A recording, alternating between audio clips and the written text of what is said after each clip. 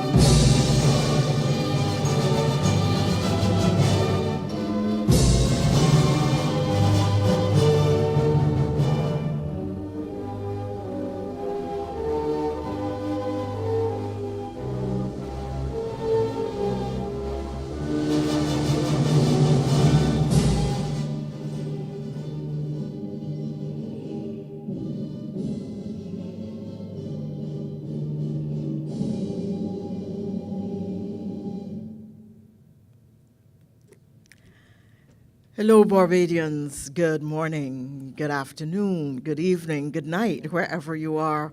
Welcome. It is great to have Barbadians in the diaspora online to engage with the Parliamentary Reform Commission of Barbados on the issue of reforming our parliament. How do we expand our democracy? How do we better include and represent your interests? This is your opportunity to tell us.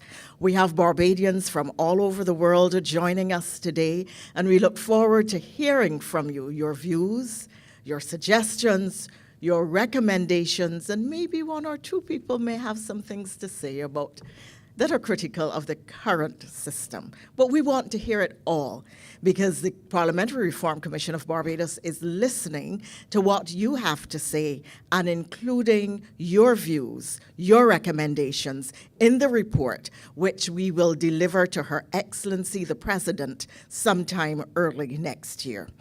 You may be aware that the members of the Commission are Sir Richard Cheltenham, our Chairman, Sir Roy Trotman, our Deputy Chairman, Dr. Richard Ishmael, Mr. Corey Beckles, Attorney at Law, Ms. Maxine McLean, and Dr. William Chandler.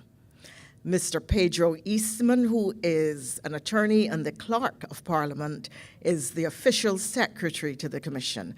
I am Liz Thompson, a member of the Commission and Deputy President of the Senate of Barbados. This evening, we are keen to hear from you, and there was a lot of excitement earlier in the evening as we tried to get our technical operations right. We've now got everything ready, and we can hear from you. I just want to establish, please, some housekeeping rules. First of all, please keep your camera on, but your microphone off. This is a live streamed or televised event. We therefore want to see people. We want to see faces. We want to see when you're laughing or frowning or what's happening in the space around you. We want it to be an animated and excited engagement.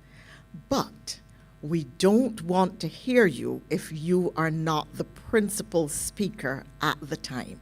So please keep your microphone off if you are not speaking. In fact, there may be some things happening in your background that you wouldn't necessarily want to share with us. It's a good housekeeping rule for Zoom meetings. Haven't set the rules and told you hello. We are apologizing for the late start. We had technical challenges, but we are ready now. And you've already started to follow that rule. I want to say that interpreting for the hearing impaired this evening are Bonnie Leonce and And Paula Medford, we're starting with Paula, so you will be seeing her first, and then we go to Bonnie. Our technical team oversight is at the controls.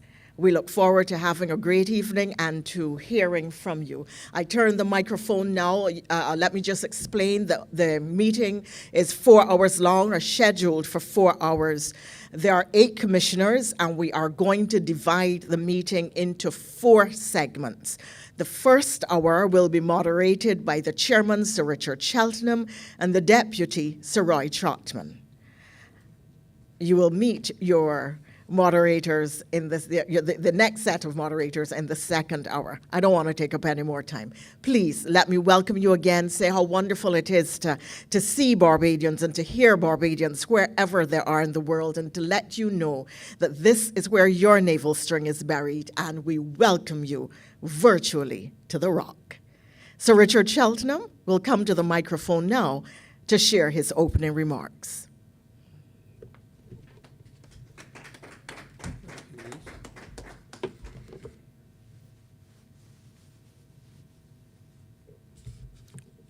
Good afternoon, fellow Barbadians at home,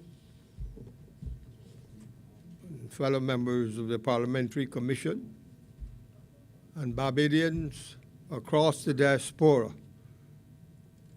I want to greet especially those of you who are in the United States of America, in England, in Canada, and I mention in particular our people in Toronto, representatives in Toronto, those in Brussels, in Ghana, those in Brazil, in Kenya, in Dubai, in China, in Cuba, and across the rest of the Caribbean. I extend a hearty good afternoon to all of you. I am pleased to open this public meeting of the Parliamentary Reform Commission, which is likely to be our last. And I wish to take this opportunity to thank all those who have supported the Commission's work to date, whether by attending online or in person, or by sending in their suggestions. A democracy like ours cannot function at its best without the participation and cooperation of its citizens. And on behalf of all the commissioners, I extend my sincerest thanks to all of you who have participated in any form or fashion. I particularly want to thank you who are hearing us for sacrificing your Sunday lunch now, if indeed that has happened, or breakfast, to be with us once again. This Zoom hall meeting is an important one, which was always on the agenda for the Commission. Barbados is a country which has experienced waves of emigration following emancipation. Perhaps the first most significant of these waves was to Panama, 1881 to 84, and then 1904 to 1913. Many Barbadians, as you know, went to Panama to work as laborers on the construction of the Panama Canal. Wives and girlfriends followed. Many went and never returned. But in any event, they sent back Panama money to aid friends and family left behind. And I'm sure that even if we went to Panama today, we would have Spanish-speaking Boyces and Griffiths and Braffits, all of them carrying well-known Barbadian names. The second wave of emigration was that to the United Kingdom. This was the Windrush generation. Took place between 1955 and 50, just before Janet, and ended by 61. And in this second wave, which was the UK, many Barbadians were called upon to rebuild war-torn London. And so we went as nurses, maids, laborers, and general workers. And work was found too with the assistance of the government, with London Transport and with hospitals. Emigration has always been a feature of our society. And even today, we have well-trained people going abroad for opportunities in America, in Canada, and Europe. I feel certain, and I'm sure you feel certain too, that wherever we travel, we can find a Bajan. Remittance money became the source of tremendous changes in land ownership at home, small business ownership as well. And that remittance money caused the transformation of entire villages and communities. Many of our young people left to find better opportunities, and the money which they sent home had a transformative impact on their families' fortunes and on the wider Barbadian society.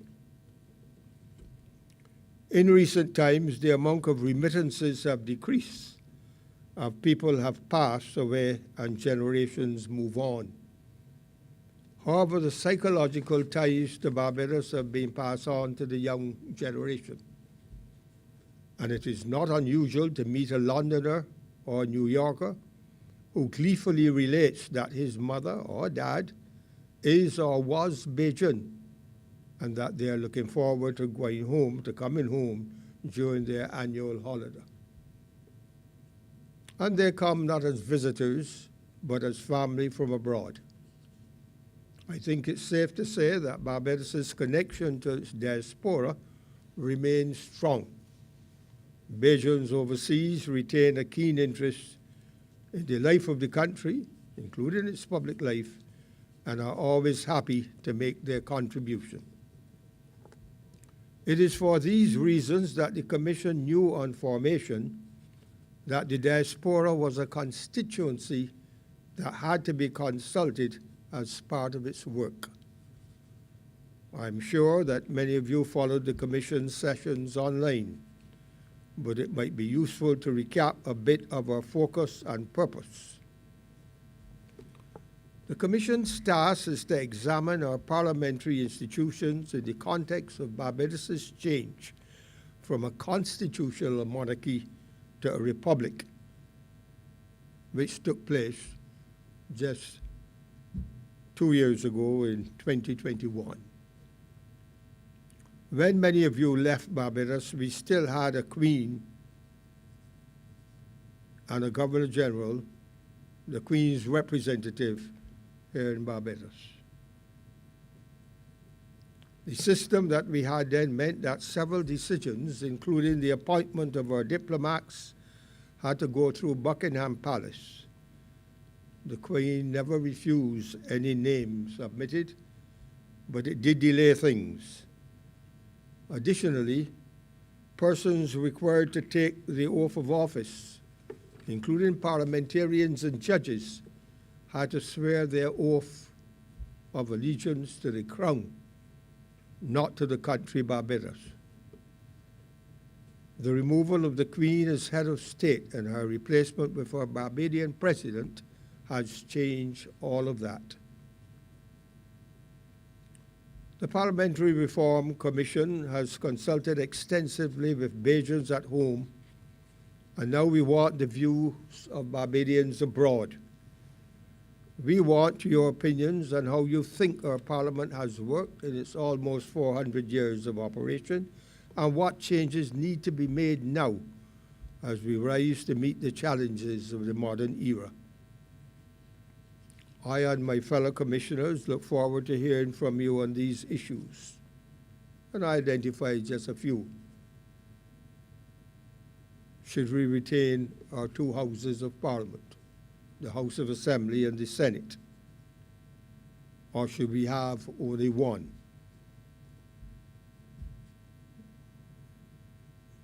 Should we have a fixed term Parliament? Or should we retain the existing system whereby the Prime Minister of the day determines when the Parliament should come to an end within the 5-year term, whether after 2 years, 3 years, or 4 years? Should our President's tour of duty only be for a fixed term of 5 years or 6 years, or at most 7 years?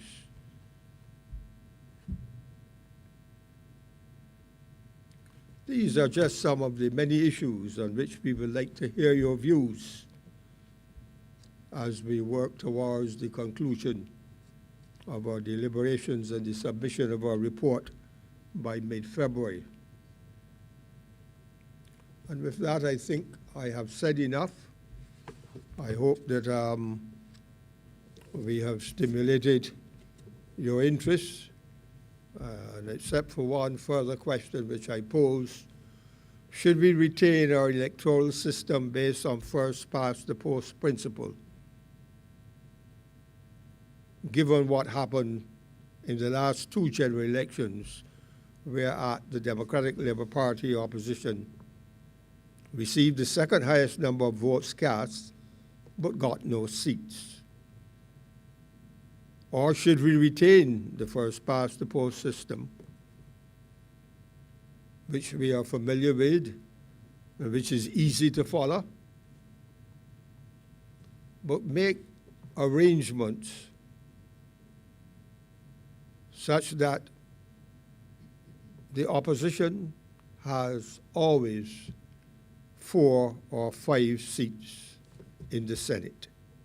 Is that the answer?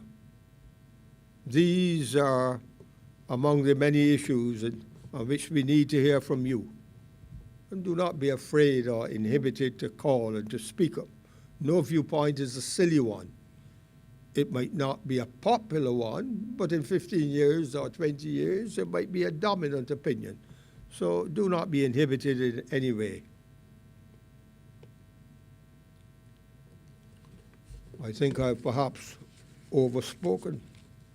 And so at this point, I'm going to take my seat and look forward to hearing from you in large measure. Thank you.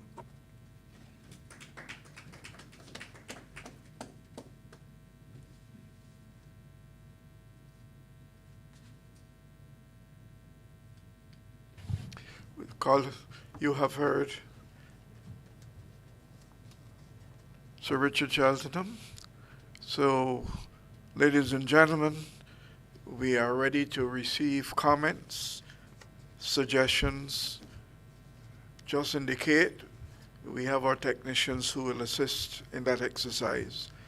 Who's going to be the first?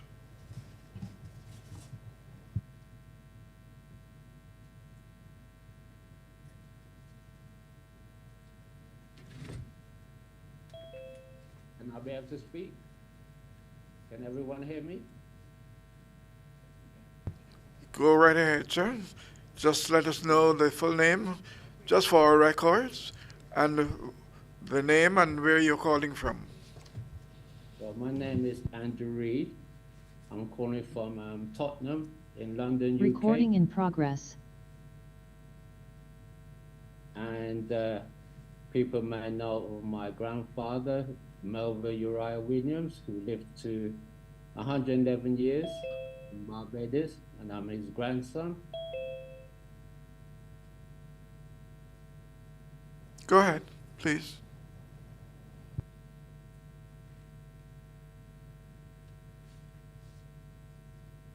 Unionist. But as to the points of what the opening remarks were about in terms of how long we should have a president for, I've from the UK, I favour a system of every 4 years. I favour a system no more than two terms maximum to give opportunity to other people, because I think over a certain period of time, dictatorship becomes more accessible, and it rears its ugly head. I think the people should have the majority vote. It's only a small island, and first past the post. I don't think it's really quite a fair system. I think with many Barbadians out there that are slow to get to the election polls and so forth, and just because one side has their group in there first and they get past the post first, I don't see how that really is going to be quite fair. So I think they need a change to that, definitely. I'm not too sure about one or two parliamentary groups, but I think that's open to the debate. But certainly for me, from the UK, I favour someone 4 years and maximum 2 years so there'll be change and prosperity. I think the last time I visited the island was in 2020, I believe, and did I see much progress after 7 years? I still see the roads from town to Spitestown in a very poor condition. As a trade unionist, I worry about the workers' rights, especially the Barbadians, and I do concerned about overseas people that are not Barbadians buying up all the land and property and assets of Barbados, and we don't have control. Why do we have independence when we don't have control of our own assets in our country? And this is the same feeling I do for Africa as well, and the wider. But that's my opening comments. I hope it's received well.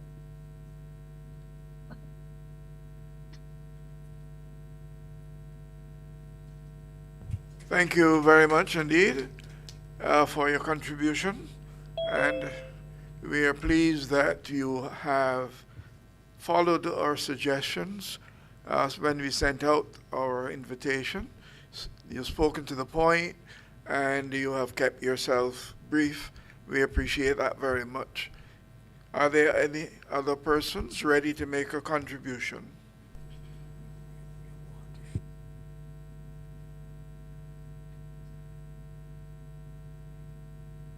Hello, my name is Myrna Lashley. I'm the Honorary Consul from Barbados at Montreal. I most definitely think that that it should be 4 years. Within a 5-year plan, I think the 4th year is when we should start looking at elections.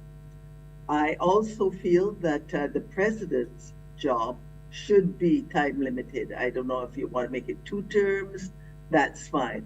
I was very concerned in the last 2 elections at the lack of opposition members, because for democracy to function properly, you do need someone who's going to bring a different perspective. So it may be time to look at proportional representation, although I do favor first past the post. In a small country like Barbados, we may want to start looking at proportional representation. And for now, I think that answers the 2 main questions you've put out. I'll have more to say about other things later, but to respond to your questions, that's what I think.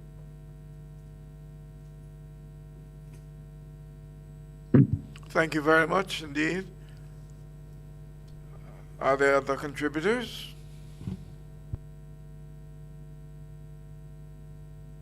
I'd like to speak. I'm Dual Jones. I'm from Montreal. And one of my concerns were when I saw not too long ago where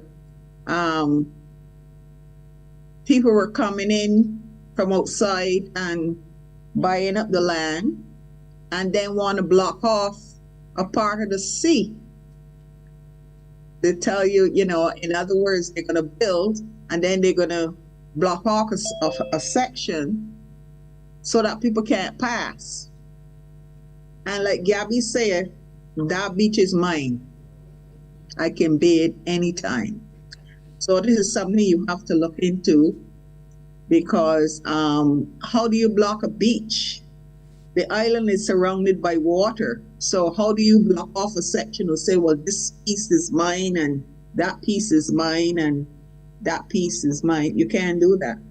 So that's something you have to look into, along with allowing outsiders to come up and buy too much land on the island. And another thing I want to find out about tenantry land. So that's my spiel for now. Thank you. And thank you too. Are there other speakers? And remember, we are looking for you to tell us how you believe we are going to improve the democracy that we enjoy here in Barbados.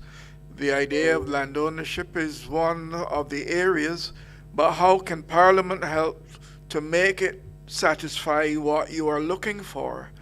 Keep your thoughts on the subject and continue to let us hear what changes you would like to see made. Who's going to be next? Hi, this is Cynthia from Montreal, Barbados House, Montreal. Just echoing some of the feedback that we have received so far during this time. I'm wondering as well, what can we do to offer opportunities for those people living in the diaspora who are residents of Barbados to participate in the election? That's one of the things that we have heard from time to time again when the elections come up. How can Barbadians overseas participate in the election?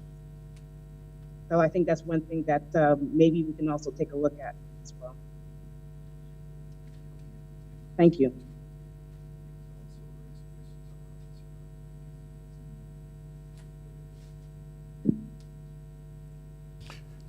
Thank you very much. I think I see somebody else wanting to contribute. Go ahead, please.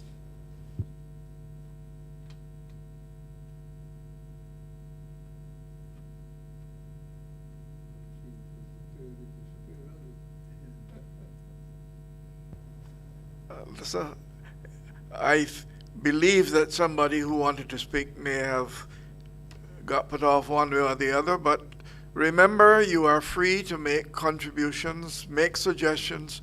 This commission has a very important task to perform in making our republic a better place. We can only do that if you help by your contributions this afternoon in this session. We are waiting for your call.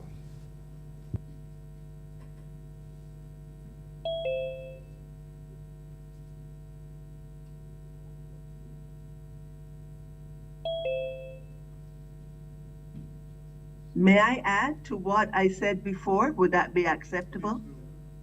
Please go ahead. Yeah, one of the questions you asked and to which I did not respond was the continuing to have the upper house. I do believe that an upper house is necessary. I don't know if you want to continue calling it an upper house, but I think that measure which gives the government pause and which goes through another iteration of what is possible, what is not possible, and what is in the interest of the citizens is important. So I just wanted to add that. Thank you for the opportunity to add that. Thank you very much. That further comment is well received.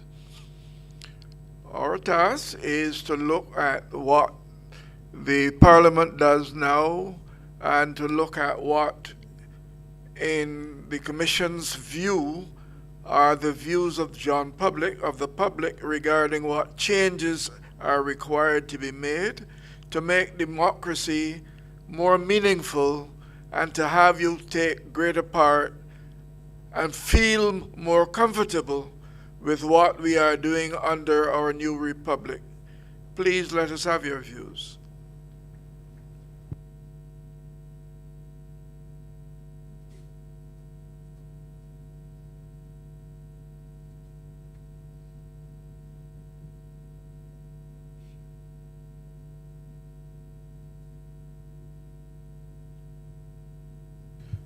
we have been having meetings besides our Zoom meetings. We've had meetings with several members of the public. It may interest you to know very much that we have also involved the young people, and we have had very keen interest shown by members of our secondary school systems and by those young people at our community colleges. We have been very pleased at the great interest that they are showing in how Barbados for the future should organize its governance of its own interests. And we have been very impressed that they have a vision for how they can participate in the new republic.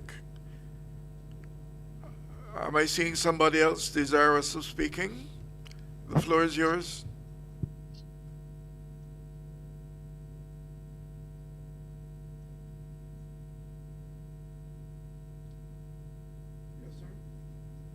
Yes, sir, go ahead.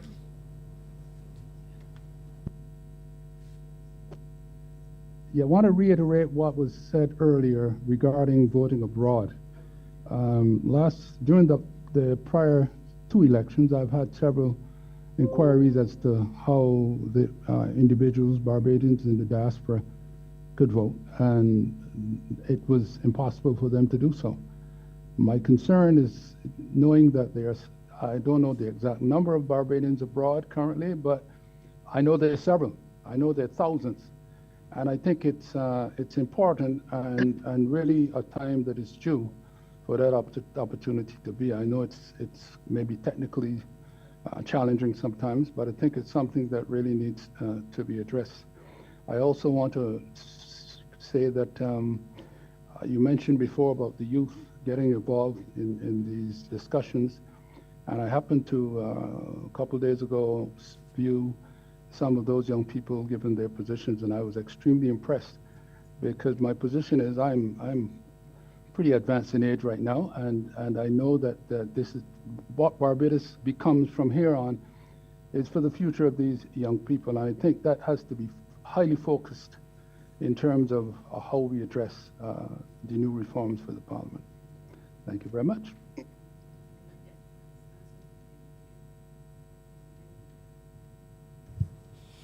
Thank you very much.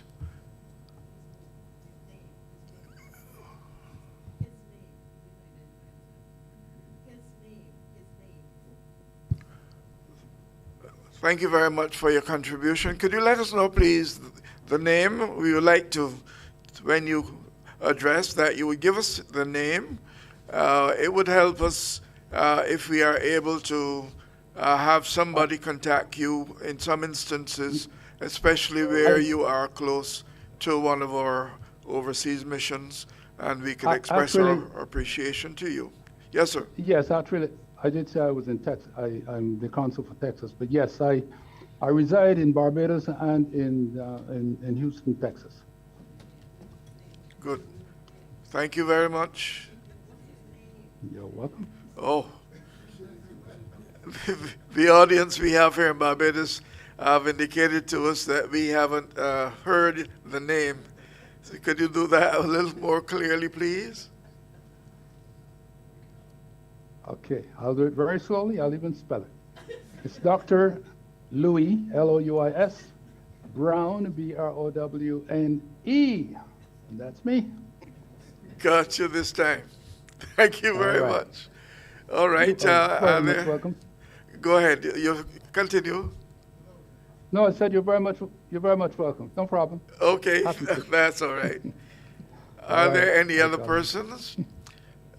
It might interest you to know that one of the things we have been hearing about has been the question of whether gender is properly addressed in the Parliament and the extent to which people would like to see some revisit of that arrangement.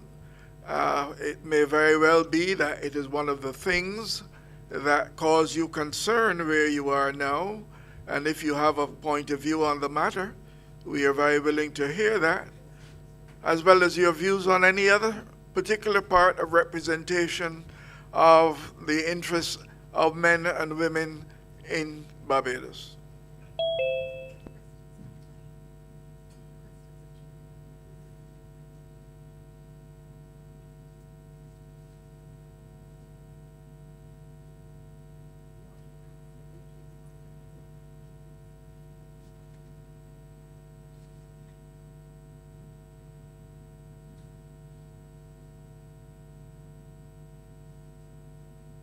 Hello. I'm sorry to take up so much, to be speaking so often. I'm trying not to. No, go For the right ahead, record, ma'am. Go right ahead. okay, You for free the to speak. record, for my name, I'm Dr. Myrna Lashley. I'm the honorary consul from Barbados to Montreal. In terms of gender, I certainly think that we have to look at parity. I don't know how much that is being observed right now, but it's certainly something we have to consider. I'm also very concerned about the way, we treat women and children within the society. I don't know what can be done legislatively about how some people treat women, but I do think it's something which needs to be addressed, that women have to be seen as equals, not just philosophically, but certainly socially, in the way we interact with people, in the way we treat people. The respect for women I find when I go home is often lacking by certain persons. I'm also concerned about the attitude that we have towards children, and especially female children. We have ascribed to the rights of the child under the UN Charter, and while it may be fast within Parliament, we have not managed to transmit that message to many persons who are interacting with children and the way we treat them. They have rights, and those rights have to be respected. Yes, they need guidance, but obviously beating children is out of the question. So I noticed lately that there was a bill that was being discussed in Parliament about just how children should be treated and the abuse of children. And I certainly want to support that, but I would say it has to go beyond the walls of Parliament and somehow get that into the society. Thank you once more for allowing me to speak. Hello, it's Jewel again. Dr. Go right ahead, Lashley, please. I am Go so right ahead. happy that you brought up the subject of child abuse, because I witnessed something in 2015 when I was there, and this mother was beating this child. The child could be about 7, and everyone was looking through the window, and people came outside like if it was a big show. And I couldn't take it anymore because the kid was screaming and she was beating the child and kicking it and all kind of stupidness. And I said, I made sure that I came outside to make eye contact with the mother. And when I made the eye contact with the mother, the way I looked at her, she stopped. And then I approached her and I said to her, how old is that little boy, your son? And she said, he's 7. I said, what could he have done so terrible that you're not only beating him, but you're kicking him too? What is it that he did was so terrible? And she said he was walking home from school with his peers, and they decide to throw some rocks at cars as they pass, and one of the stones hit a windshield. And she was just beating the money out of him because she says, I don't know where I'm going to find the money to replace this windshield, And I spoke to her, and I just calmed her down, and I was happy that I got involved because everybody was just looking on and not saying anything. Nobody wants to get involved because I'm minding my business and all this. But in the meantime, if that same child died, everybody's going to turn up at the funeral. Everybody's going to have to say a thing. I want people to have the say now. If you see something, say something. It's not that bad. Okay? Thank you. Thank you very much. I like what you say, that if you see something, you should say something. And when you have been coming, have you been seeing things that you would want to say to us that would cause the kinds of changes you feel that we could have to make a better place for Barbados? Are Yeah. you making such a suggestion in your comment now? I would say we need more. We still, as Barbadians, we still have this thing about this beating. You know, the first thing is a belt or stick or God knows I get some tambour rods in my day. But I think now that we are at a stage in 2023 that we should be able to speak to the kids rather than beating the kids. Let them have a say, okay? I will also add that when I came up here, I was 17 years old, so I mostly grew up in Montreal, but I kept going back and forth to Barbados, and I studied social work, social services, and I realized that the training that the Irish child gets in the Caribbean doesn't pan out up here. And I'm saying that because in Barbados, mostly when a child is talking to an adult, the head would be down. God forbid you look your grandmother in the eye or something, the head is down. Over here, I had a problem. They saw it as rude when the child hold down the head. You see, so it's a big conflict and confusion when they come from the Caribbean and arrive in Montreal. It's hard for them to adjust because they're saying, well, look, when I was home, my grandmother told me not to look me in the eye. And now I'm here, you're telling me that I have to hold up my head and look you in the eye. So I don't know what's happening, you know? We call the professors here by their names. In Barbados, you call them sir, madam, Mrs., good morning, whoever, you know? So it's a totally different ball game. And I would like to see more communication between mother and child, or parents and child, father and child, depends on, or opposite genders and children. But please communicate with those children. If you find that there is a child that is not being communicated to, then train that parent, talk to the parent, you know. Don't just the first thing be to take the child out of the home. Talk to the parent, talk to the child if you have to aside, and see what's really going on in that home, you know. So I am just hoping that I was speaking to High Commissioner Glenn Clark, and he said, I remember in a meeting with him on the same Zoom, and he asked if there was anything that we could do up here as professionals to get in contact with the schools down there in Barbados to give your experiences and your input.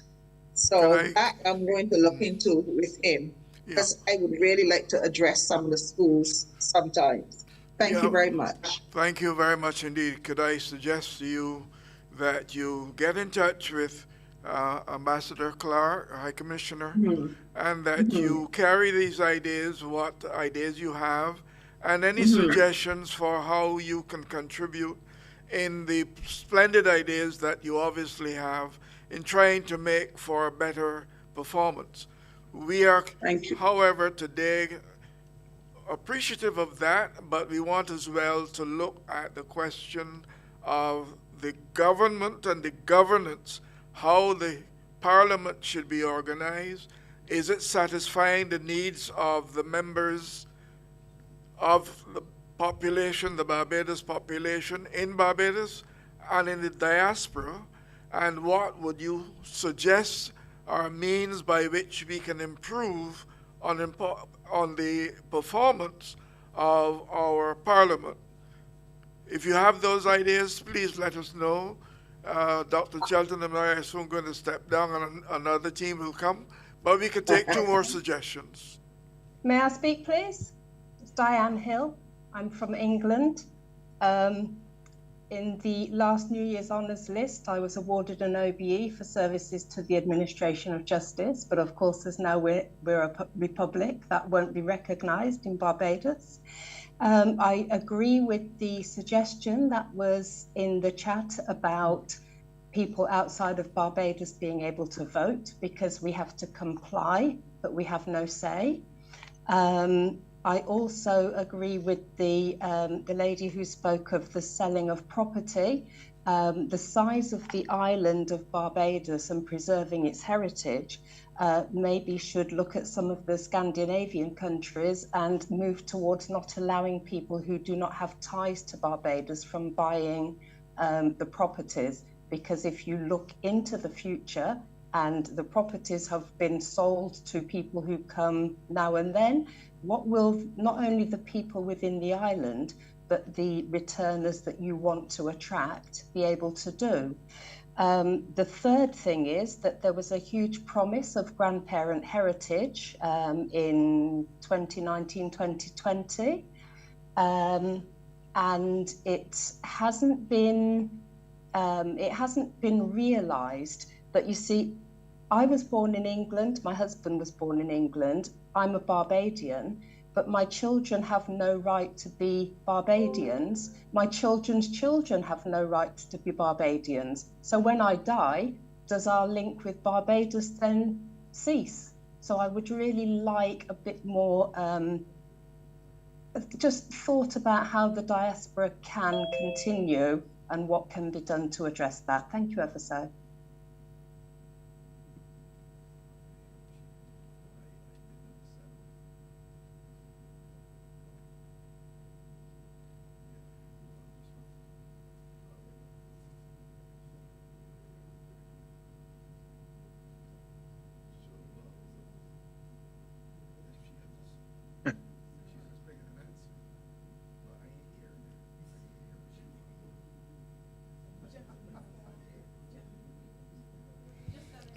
I was just double checking with my colleague, and we are both indicating that it seems to us as though the matter that you are raising is a matter that you might wish in your discussions with your head of mission to get further information on. From where we are today, we are addressing a very specific area of concern, and we are not in a position to speak to some of those personalized questions that you are raising. We have no doubt that it's important to you, but could you speak more fully to your head of mission in that particular case? We'll take one more, and then we are going to ask Ms. Dr. Chandler and Senator and Ms. McLean to take our place on the podium, on the platform. Is there another speaker? Yeah. I've had my hand up, Soraya, if I can go ahead. Well, welcome. You have the floor, Mr. Wickham. And while you are speaking, you may see Dr. Cheltenham and me move from the podium, but that's only because we are changing shift. But you have the floor. Okay. I thought maybe, Mr. Chairman, that you were leaving the chair as I started to speak because you had grown tired of hearing from me over the years, so that would be entirely reasonable, but I would have hold it against you. Ladies and gentlemen of the diaspora, good afternoon and welcome to all of you, or good morning, depending on where you are. I find myself in a peculiar position these days where I'm outside of Barbados more than in, and I thought it appropriate to get involved in this conversation for the overseas Barbadians, since I, for some reason, seem to be one of them these days. The issue of overseas voting is something that has come up, and I had the good fortune of working in another vineyard on proposals that were similar in the country of St. Kitts and Nevis. I wanted to flag a couple of concerns since I realized that this has come up on almost every single conversation about reform within the diaspora, and people overseas want to vote for good reasons. I think there are very good reasons why people overseas should want to vote, and I think that there are very good reasons why it should be facilitated. The challenge is that if this process is made easy and more people start to vote, if we have additional numbers of people consistent with the promise of government to make persons of the first and second generation Barbadians, like the previous speaker has indicated, we are going to have an exponentially large number of people voting. The challenge I have with this is that in some recent elections, we have had majorities of 50 or 100 or 200. And this can be problematic because it is not so much a question of if these people vote, but where they vote. Technically speaking, you vote for a representative. So if you're a resident overseas, and in some instances, the family home and so on that you may have come from originally is not functioning, you may find yourself having to register somewhere. You may just register anywhere. And there's so limited control over that, it may come to a situation where the vote overseas gets to determine the outcome of an election in functional terms. And essentially, that's exactly what happened in St. Kitts. We came up with a solution to a similar problem. And essentially what was created was this concept of voting based on domicile, where persons would domicile themselves in their family home or the area that they grew up in where the navel string was buried. And they would be able to do so on the basis of just signing an affidavit.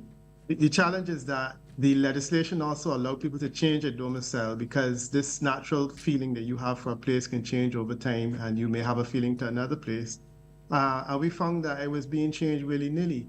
In the case of St. Kitts, the diaspora is 3 times as large as the number of people voting, which is 40,000. My suspicion is that in due course, the diaspora of Barbados will also grow to a similar size.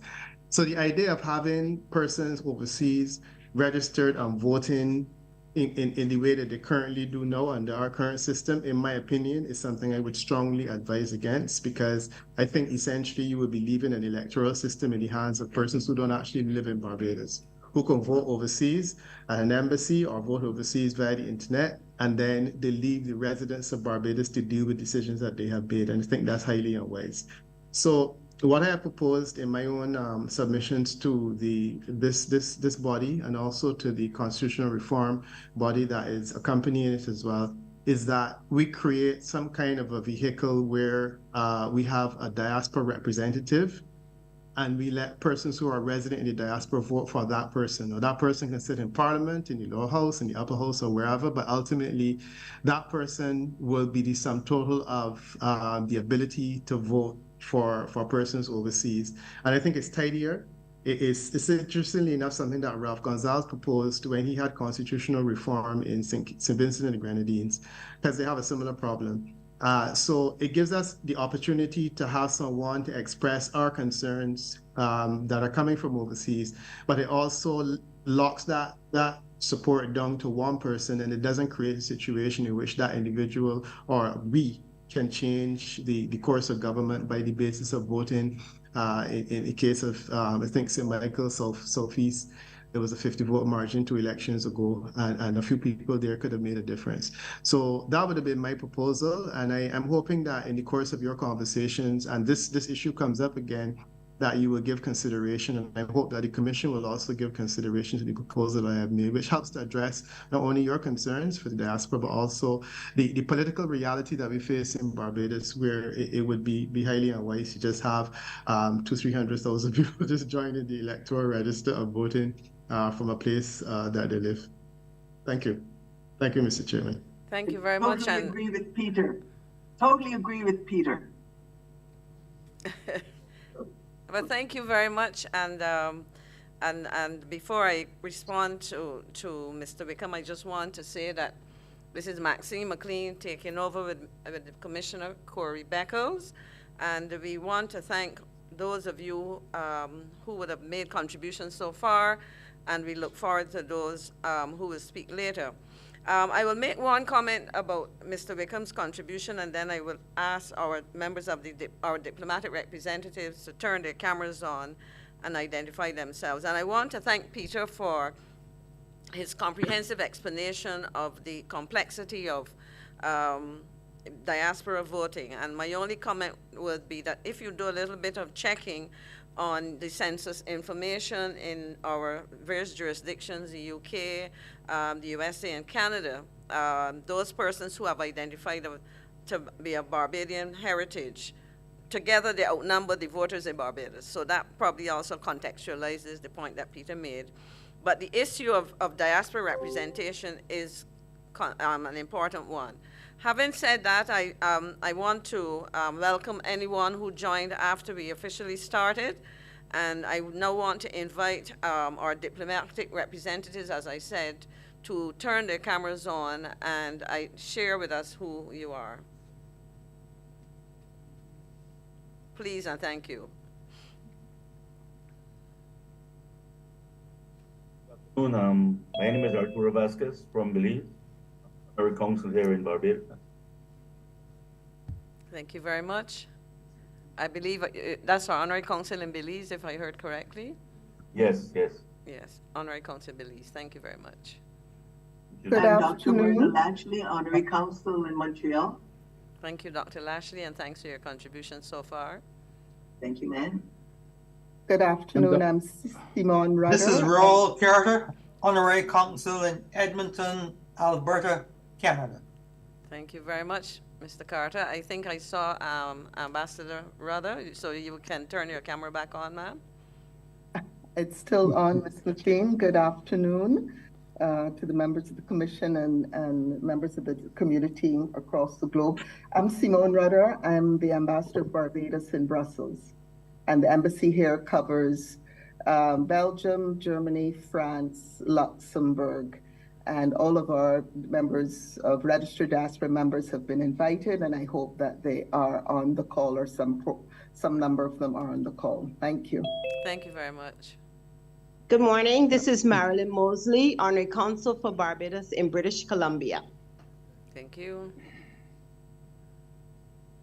This is Dr. Louis Brown. I'm honorary consul for Barbados in Texas. I spoke earlier, and I did introduce myself then. Thank you. Good afternoon. This is Sonia Marvel Carter, Barbados' Consul General at Toronto. Thank you. Do we have any other representatives with us? Timothy Chatterton, Honorary Consul for Barbados to St. Lucia. Thank you, Mr. Chatterton.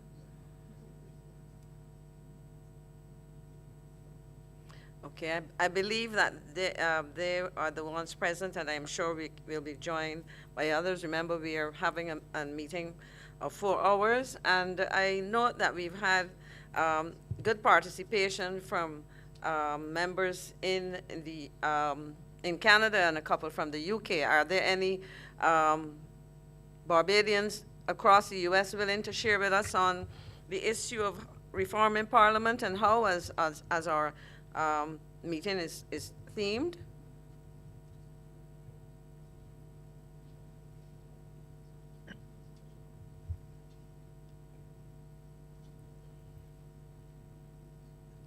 Okay, while we wait for those persons to share with us, I perhaps will ask Mr. Beckles to, say something and to encourage our folks to talk to us. Thank you, Commissioner McLean. I am very heartened by the participation thus far. We have just about, I see 99 participants in the room. I believe our limit is 100. So we are grateful as the Parliamentary Reform Commission for the persons who have joined with us from the diaspora. We have a question in the chat. What is the role of an honorary consul? But I'm going to ask Ambassador Elizabeth Thompson to answer that question on behalf of the Parliamentary Reform Commission. Ambassador Thompson.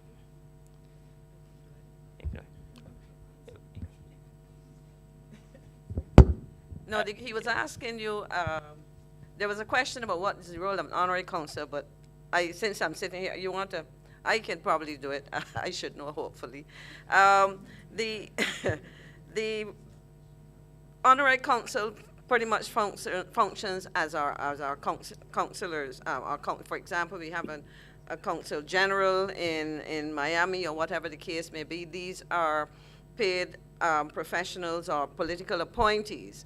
In many locations, let's say in a large country like the US, the UK, or countries, Canada, we are able to draw on the generosity, let me say, of Barbadians who are willing to represent the country in a similar capacity. The difference is that, as the title says, they're honorary, and they function representing the interests of Barbados in a very similar manner to our official consular corps, should I say, our consular corps, which is part, so they function essentially the same way, but as I said, it is a public service that they are giving to the country in that capacity. Therefore, for example, we would have heard from at least 3 or 4 of our honorary consuls so far, Dr. Lashley, Dr. Brown, and I'm not sure I captured all the names, so that essentially is it. But representing Barbados, and essentially looking after the interests of Barbadians in the particular cities or locations in which they serve. And in some cases, they may very well also be honorary consuls, as you heard from Belize, nationals or citizens of the country or city where they reside. So we have an honorary consul in Belize who is Belizean. We have in Montreal an honorary consul who is Barbadian. I hope that explains it in a way that satisfies the person who raised the question. Is there anything else you want to share? Are there any other persons? I'm inviting Barbadians, as I said, in New York, in Miami. I hear. Go ahead, please.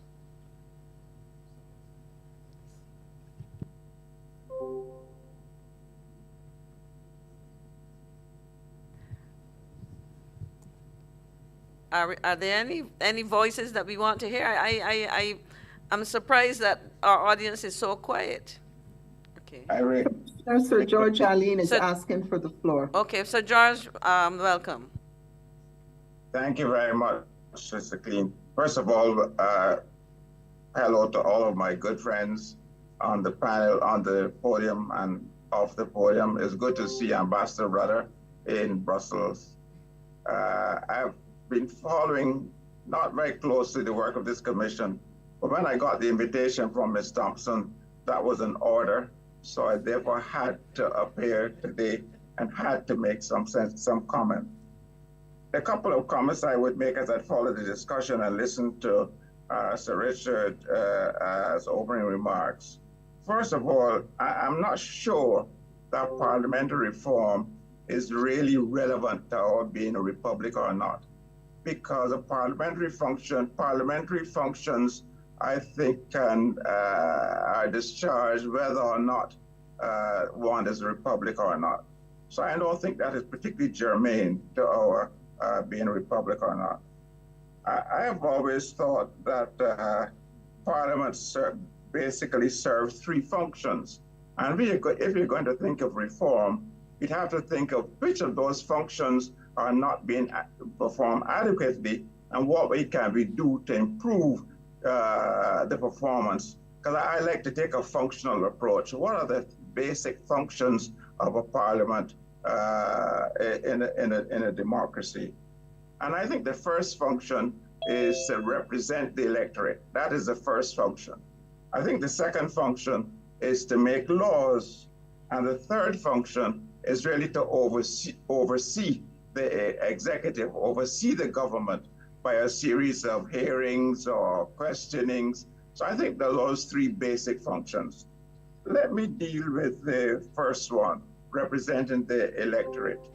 If you're going to represent the electorate, then I think the first past the post is not the most fair, shall I use that word, fair way of representing the electorate.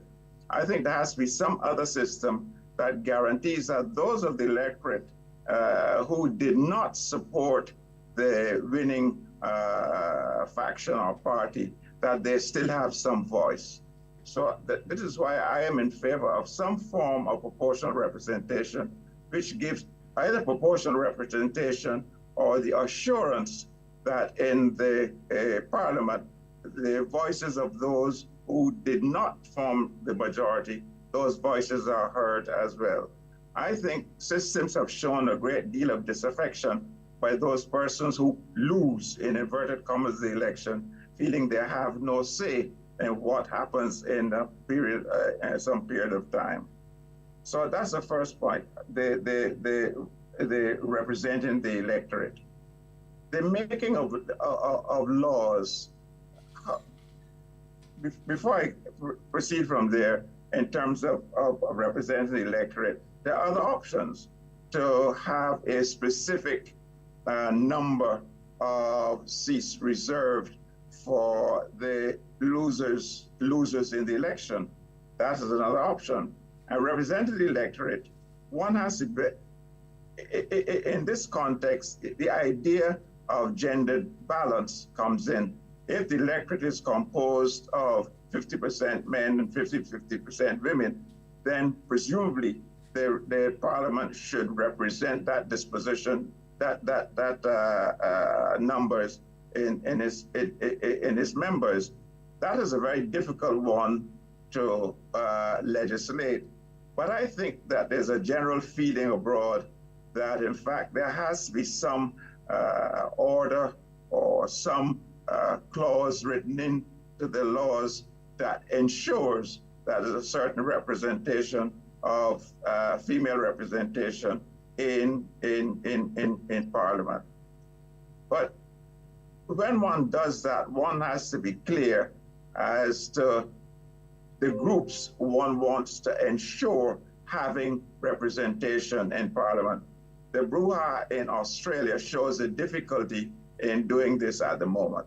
But I would be in favor of assuring in some manner that there is proportional representation, gender representation in Parliament, and assuring that all of the Barbadian citizens feel that they have a role to play and have a stake in the Parliament, and some form of proportional representation, I think, would ensure that.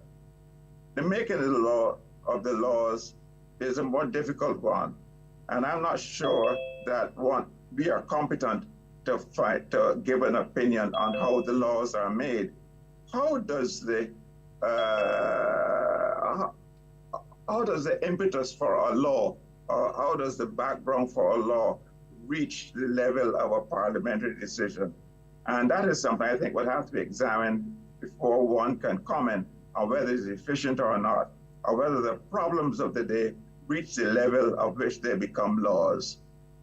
Is it a matter of the manifesto of the winning party? It's a measure of inviting suggestions from the electorate. The way in which things become laws is a troubling one, and I think this would have to be given some consideration. How do public problems reach to the level where they are considered in Parliament and become laws? And in terms of overseeing the executive, I think that's fairly simple. I think that any good Parliament can devise. I don't think there needs to be a major reform of Parliament to ensure that the Parliament can oversee what the government does. The Parliament, however constituted, can determine the committees or have the necessary hearings to question whether the government, whether the executive is behaving, is acting in the best interest of the country as a whole. I think that's fairly simple, and that doesn't need any major reform. So my contribution, Ms. McLean, would be to look at the basic functions of a parliamentary system in a democracy, and I said there are three, and the extent to which there needs to be reform to satisfy that those functions are performed optimally. Thanks. Well, thank you very much, Sir George, and it's great to see you.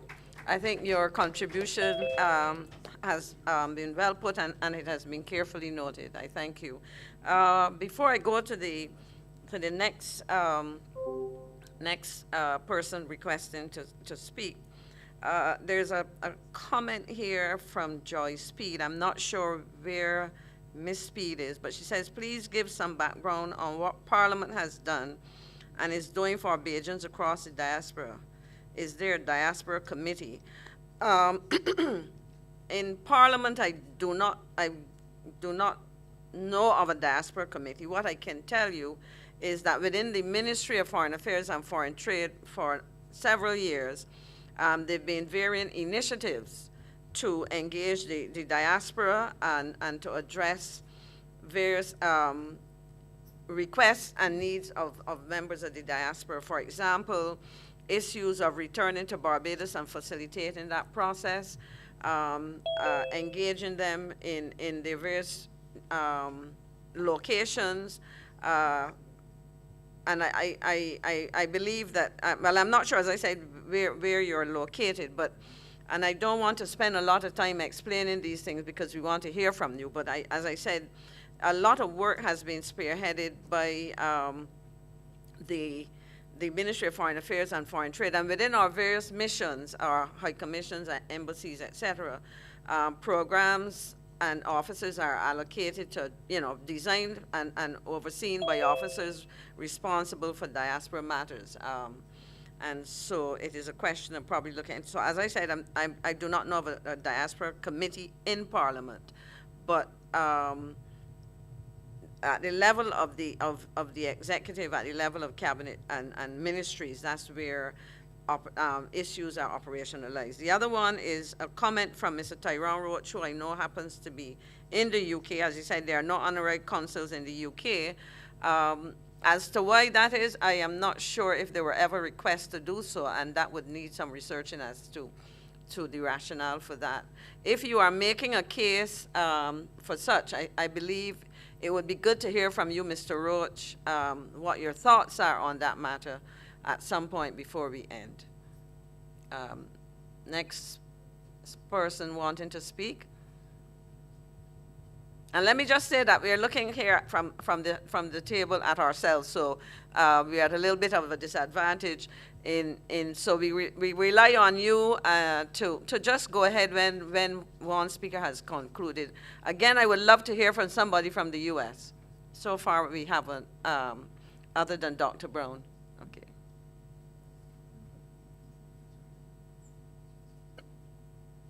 Okay. Go ahead. I see her. Thank you.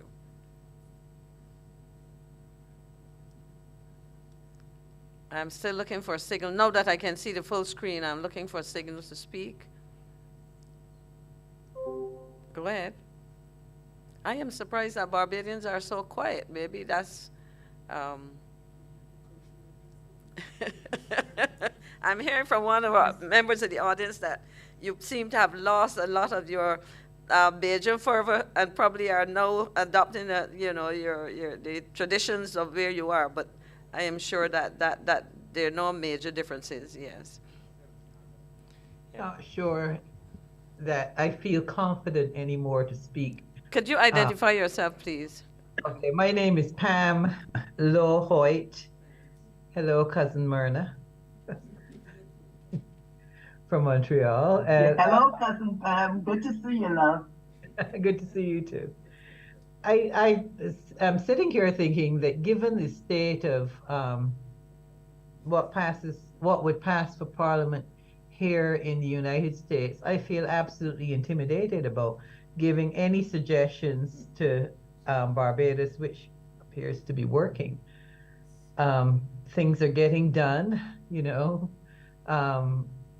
policies are passed. They're solid people in charge. Not that one always agrees with a direction or a particular position, but I don't know. Having lived in America and lived through these past few years, I am absolutely intimidated about making any suggestions for change, particularly to have a flood of folk who are Barbadian to the bone but don't live there start to make changes and suggest policy changes that those who live there have to both implement and live with. So I'm cautious, and that's probably, I don't know, I'm not speaking for all of the Americans on the call, but I am certainly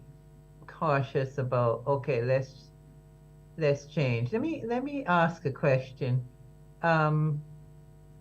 Life is about change, but do we see a need for change? Is there an overriding wrong that we have to right?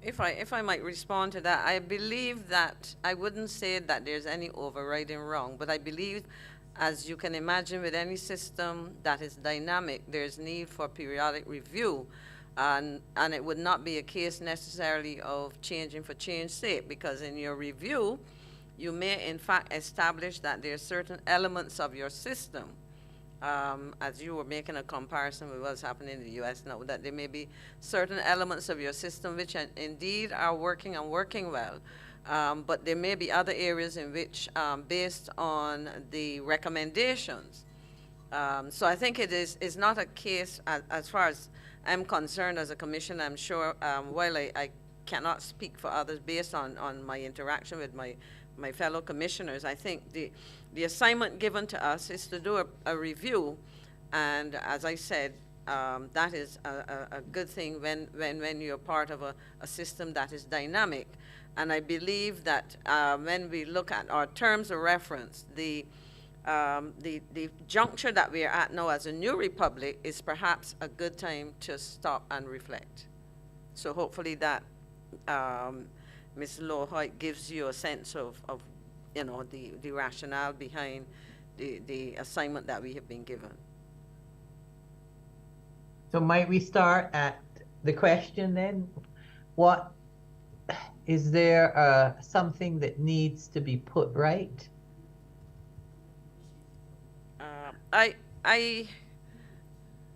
How should I put it? I think I don't know if it really and truly, I believe no system is perfect. And Right. as you We look at agree. its elements, you know, you probably will find, and basically what the exercise would also do, it will tell us whether from the perspective of our various stakeholders, that is the citizens of Barbados, whether they're here or you know, like yourself in the overseas, in the diaspora, whether you believe that there are things that we need to look at, whether it be minor changes, leaving as is, or maybe offering some major overhauls. So I think that, to my mind, is how I see it. On Mr. Beckles, is there a comment you want to make in relation to that? Thank you, Commissioner McLean. I believe that you would have stated it very succinctly, the response to the question. Change is inevitable, but what I would like to focus on in this moment of time is that we have the opportunity, not just us as Barbadians here, physically here in Barbados, but all Barbadians, wherever you may be, at this time, you have the opportunity and the ability to effect change. You have that direct ability to see change that may be packaged in a way that you had some influence over. So I see everyone here on the chat and all Barbadians in the diaspora. I see this opportunity here. I see this as a pivotal moment where all Barbadians can contribute to the direction of the Republic of Barbados. But just allow me, Commissioner McLean, just to invite, I know we have a number of persons who want to comment, but I just want to invite at this time Mr. Wickham, Mr. Peter Wickham. There are some comments that Ambassador Thompson would like to respond to. So I'm going to invite Ambassador Thompson at this time to take the mic.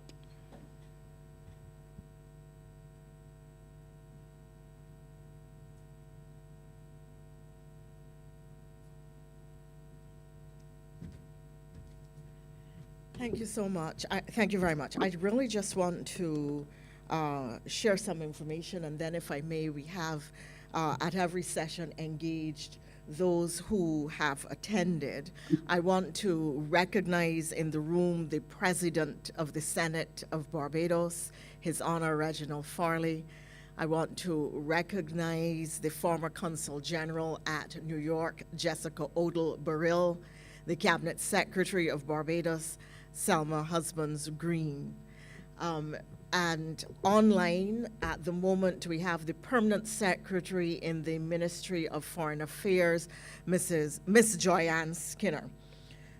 Just to ask those online, if you would be so kind, please, there are people who were trying to access the Parliament Zoom link and haven't yet been able to do so. Please let them know that we are actually servicing all the streams, not just the Zoom, but the public affairs, the Department of Public Affairs stream. We gather in the Government Information Service, BLP Facebook, BLP YouTube, and Parliament's YouTube, all of which have active participants online and who are posting questions and comments. We are trying to field them, and the moderators or our chairs are answering as they come in. Of course, there is active discussion going on in the chats as well. If I may engage, though, Mr. Wickham, who spoke to the issue of diaspora representative.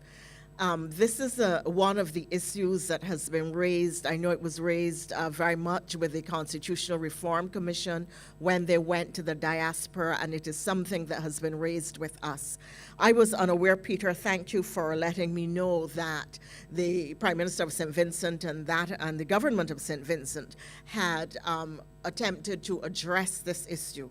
Of course, the issue of people voting in the diaspora raises three possible issues that have been problematic.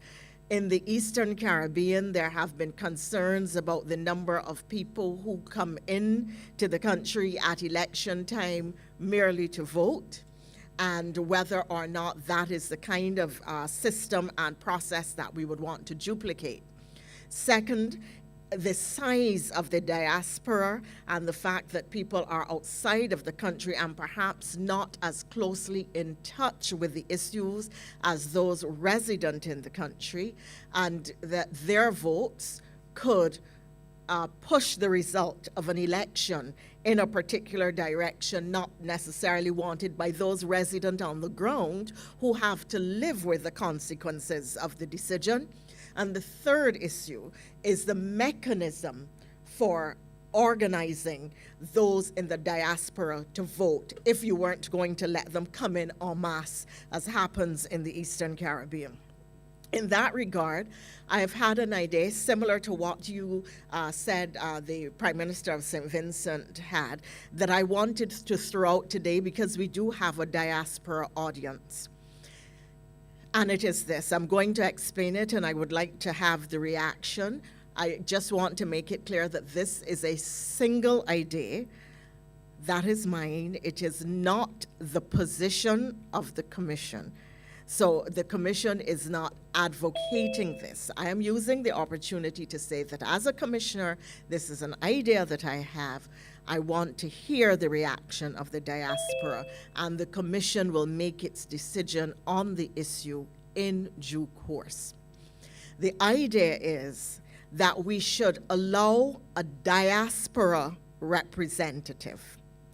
The person will be resident in Barbados, but must have lived outside of Barbados for a minimum of 7 to 10 years, so that they really understand what it is like to live as a Barbadian non-national in a foreign jurisdiction. So it can't be somebody who's gone for 6 months as a student or a year as a student, 7 to 10 years. That person will canvass the diaspora largely electronically, and that they can be voted for by all members of the jurisdiction, all members of the diaspora, irrespective of what jurisdiction they are in. The persons will vote electronically. Now, here we would have to overcome the electronic challenges and ensure the integrity of the system, but it certainly solves the problem of having people come in en masse. It solves the problem of having several representatives all over the place and everybody voting for a large number of people who could skew the results of the national election. They would essentially all be voting for a single representative. That person would then become a member of parliament, and their responsibility will be to look after the interests and concerns of those living in the jurisdiction. So for instance, what is a common problem? Those living overseas who may be building in Barbados and want to be able to have an independent view of what's happening with their contractors or a contract that is broken down. That would be the sort of concern that a diaspora parliamentarian might want to represent, might want to look at. If you were a Barbadian and you felt that there was an interest of some sort of property interest or something that you wanted your diaspora MP to follow up on. So there are a range of issues that persons in the diaspora have, and this parliamentary representative, one, would be able to deal with those. And I'm interested in hearing what your reactions to this would be, whether they're positive, negative, if you have anything to add or take away from this suggestion, and that is all it is, a suggestion as being put, or whether you would like to see it tweaked in a different way. And since Mr. Wickham raised this online, I should like to hear from him first, but I know that there are other people who are going to be keen to react, because the issue of voting rights for the Barbadian diaspora has been one which has been long mooted and long sought after. So I am going to pause here to hear Mr. Wickham's reaction and the reaction of others, if in fact others want to engage on the topic. Yeah. Ambassador Thompson, thanks for the opportunity, and I certainly will, just make a very quick response and to say that I do like the idea of the diaspora representative that you put forward. I think it addresses the issue of giving the diaspora the opportunity to have an input. It also addresses the concern about the imbalance that can be created by having large numbers of persons voting locally, even though they reside externally. And I think it also gives us the opportunity to open up the pool in St. Kitts and Nevis. Persons who are resident overseas vote, but they have to travel to St. Kitts and Nevis. If we have something like your system, that's their control. But if we have something like your system that's being proposed, persons can vote, via the internet. They can vote at embassies. They can vote via various media that would allow them the opportunity to participate in a larger scale without the cost of travel, and it still does not have a negative impact on the system. So the idea of one seat in the lower house, based on for persons in the diaspora, is an idea that I would totally support, and I think it does make a lot of sense. So I'm anxious to hear what the diaspora community thinks about it.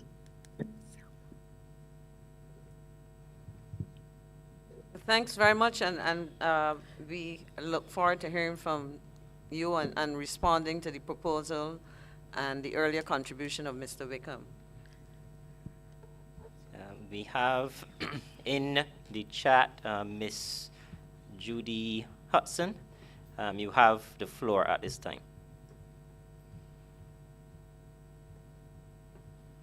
So good afternoon, everyone. I live in New York City. I've gotten my citizenship through my parents. I come to Barbados regularly, so that is my second home. And I agree with what was just said. I think that well, first of all, I think the most important thing that Barbados needs to always have is opposition party. You need to be able to have always a check and balance, whatever. I mean, I don't understand the parliamentary system exactly, But whatever that system, it should always have an opposition party, because I think there always needs to be a check and balance. Because in the Western world right now, we're seeing so many countries that are turning autocratic. And a lot of them had democratic parties, but it was just abolished. And I would hate to see that happen to Barbados. I would hate to see outside influences come into Barbados. So I think it's a great idea for a representative to represent the diaspora. But if you had an opposition party, I would think that the diaspora should be represented by one person from each of those parties, so it gives a balance. Also, I believe that I agree. I don't think people for the diaspora should have more of a say, especially for the people who are living in Barbados, who you would see things differently that people outside would not understand, not living day to day in Barbados. And you have to be careful of outside influence money also trying to control Barbados votes. With the US system, you have expatriates that vote outside, but they cannot have outside money that works with the expatriates when they're voting. There's only that you cannot have outside money to contribute to the donation. So I think Barbados should have something like that you cannot have outside money from diaspora influence the vote of Barbados through the representative, whoever represents the diaspora. And I want to thank you for letting me talk. I'm done. Well, thank you very much, and we're happy to hear your contribution, and we look forward to your continued support of, the work that we're doing.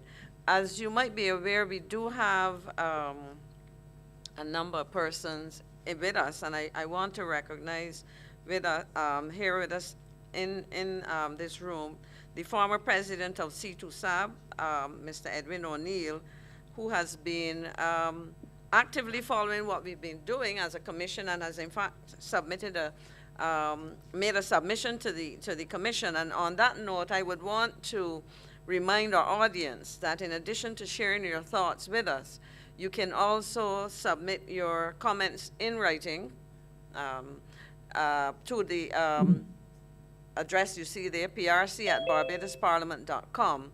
And we look forward to receiving your thoughts and ideas. Okay, over to you, Corey. I believe we have someone else who wants to speak. Thank you, Commissioner McLean. I see Mr. Joseph Codrington. Do you want to make a comment?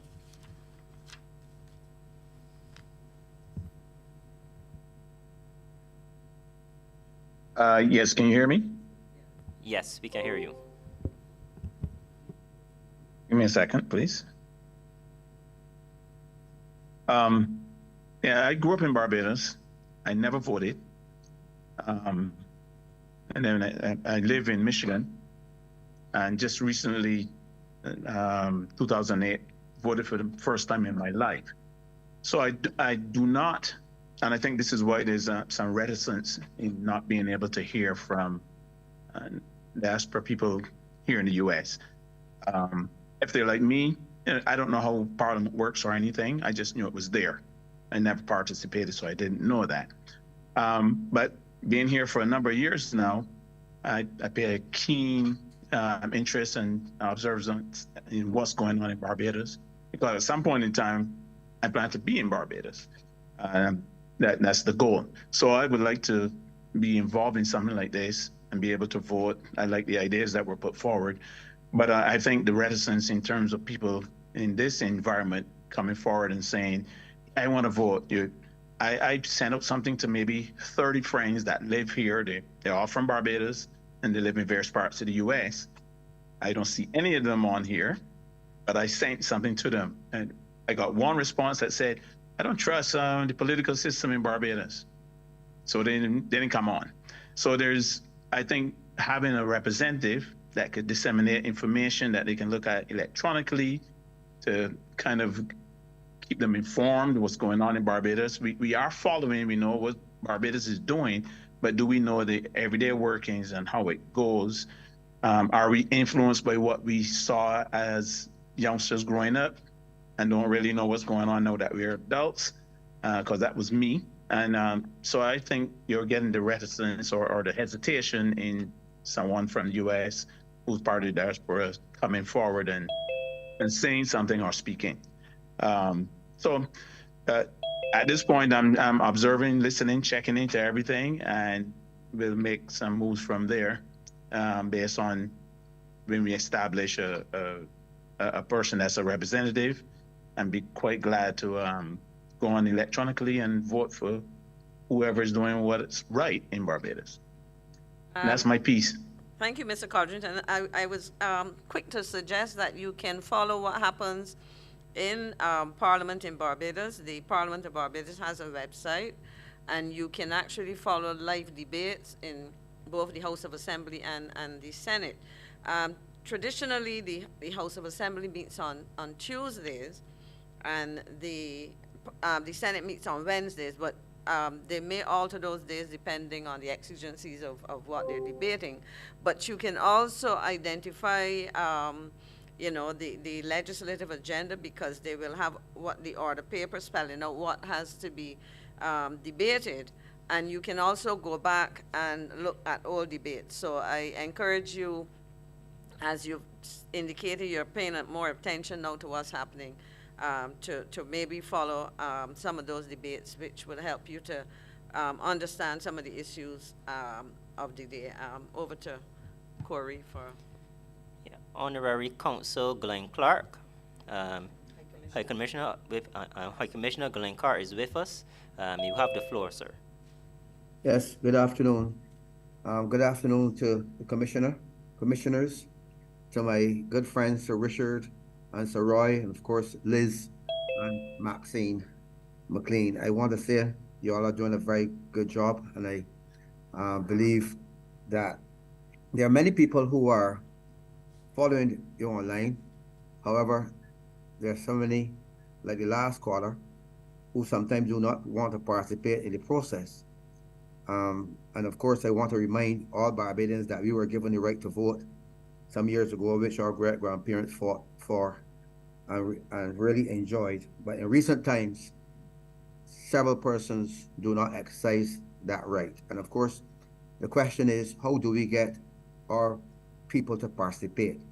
I think in any democracy where you have less than 50% of the vote, it's a crying shame on that system. And we need, first of all, to see how do we get more persons come out to vote. In some systems, I understand, Australia, you have compulsory persons have to come out and exercise their franchise. I think we need to look at, if we do not have that system, how we have to find a way and get into more and more people to participate in the pool. That's my first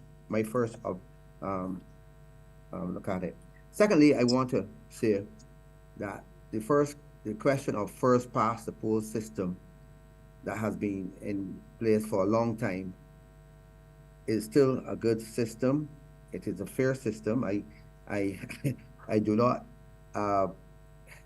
subscribe to the view of former, I think it was someone mentioned it today. I heard it. I don't remember who it was, but I think first past the post system is still a good system. However, proportional representation can be encouraged. For example, we now have 30 seats in Parliament. If we say we continue with the first past the post system with that 30, and then allocate an additional 5 for those in a mixture of proportional representation, I believe that can answer the question of how do you continue to promote democracy given those persons who do not have, or the parties that do not have a seat. And of course, as you know, in Parliament, we do not recognize parties. We recognize there's no space in here, right? Constituencies. We represent persons, so that the proportional representation we'll have to. But definitely invite me. I would love to do that. And I know you're pastor, and it's fine. I know Dave. Someone is on the line. We'll have to look at a sort of mixture between first past the poll and proportional representation for an additional 5 seats, where you can divide that seat to the political parties that have some form of percentage basis that can be worked out. My second point is this. I noticed that in recent times, and I like the idea that since 2018, the present government introduced a financial committee system at the estimates. I think this is very important. This helps to encourage more participation by the persons in the civil service. However, I want to see more involvement in the financial system of government. How do we provide a committee where persons can come and make representation? I think the committee system can work, and it should be encouraged to do more. We can do it. We can have it maybe 3 or 4 times a year. For example, in terms of permission of planning permission that can be discussed in Parliament. We can discuss things like acquisition of property, where that has been a problem over the years. I think you need to have a standing committee throughout the year, to meet on a regular basis to discuss a number of proposals by government, either giving out of contracts, of housing development, acquisition of properties, or something of the sort. I also believe that right now it is fair to say that Parliament meets. I will have to ask Pedro to tell me how many times Parliament meets on average every year. I think it used to be 40 times or 45 times per year. I'm not sure. I think this may very well be adequate.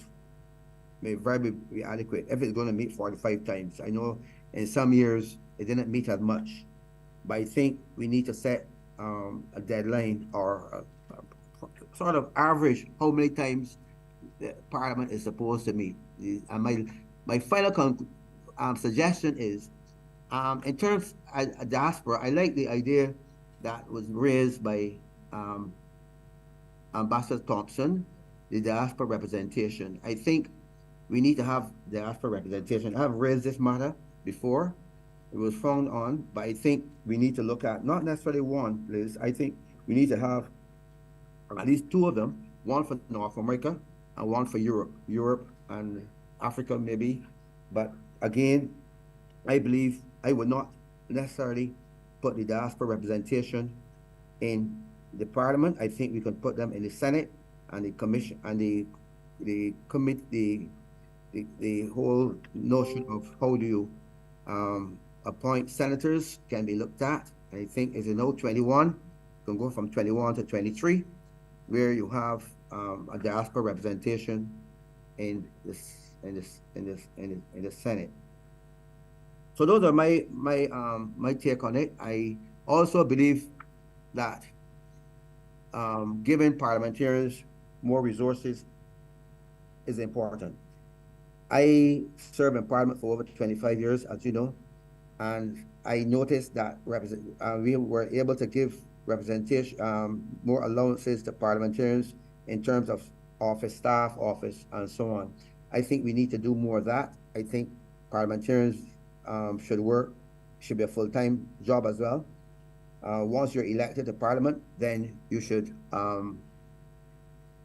I believe you should hold a job until you until you agree to come out of Parliament. But I think parliamentarians, the way it is now, if you want to serve Parliament, your constituency properly, I think it should be a full-time job, and your resources should be accordingly given. So those are my take on it. I will make a written submission to the panel in due course. Thank you very much. Thank you very much, High Commissioner Clark. And I would just want to speak to one of the points you made about members of parliament, and there was a question raised by Rue Maynard, and the comment was some MPs continue to engage in professional/careers after being elected. Is there some protection in place to ensure that MPs are not in conflict or gain some benefit from inside knowledge and relationship? I will speak more to the first part of the comment to indicate that as it is right now, parliamentarians, members of parliament, are not full-time, except you are appointed to the cabinet. So the notion of full-time parliamentarian was just raised by High Commissioner Clark, and that is something, as he indicated, he certainly is going to be writing, I presume, will speak to that. But that's an issue, Ms. or Mr. Maynard, that we have flagged here as an issue to be contemplated. I want at this time to welcome and acknowledge the presence of Ambassador Noel Lynch, who's our ambassador to the United States and representative to the Organization of American States. And also, I believe online is Ambassador Tanika Seeley Thompson, ambassador to Brazil. And I know that Ambassador Lynch had indicated earlier he wanted to speak around 2 o'clock. So I invite him to join us and share his thoughts. And then we are making a list of others who have signaled their interest in speaking. Okay. Oh, it's okay. I see. I thought I'd been told that he was there. He's not there yet. Okay. On that note, I believe that Mr. Beckles has a list, so I'll hand over to him. I saw online Honorary Consul Dr. Myrna Lashley. You have the floor. Yes, you have the floor. Thank you very much, Mr. Beckles. I just want to speak to what Sir George and my cousin, Dr. Lo Hoyt, said about the commission. And I think it's something that maybe you need to clarify. There are those who are of the opinion that this commission will automatically lead to some type of reform, when in fact, as I understand it, we're doing a review, and that review may mean that there's very little to change. That's the nature of reviews. That there is nothing that will be changed. We may find that you may find that everything is in order. And therefore, I think it's important for persons to understand that, because there may be those who think that by having this input, that what they say will be done.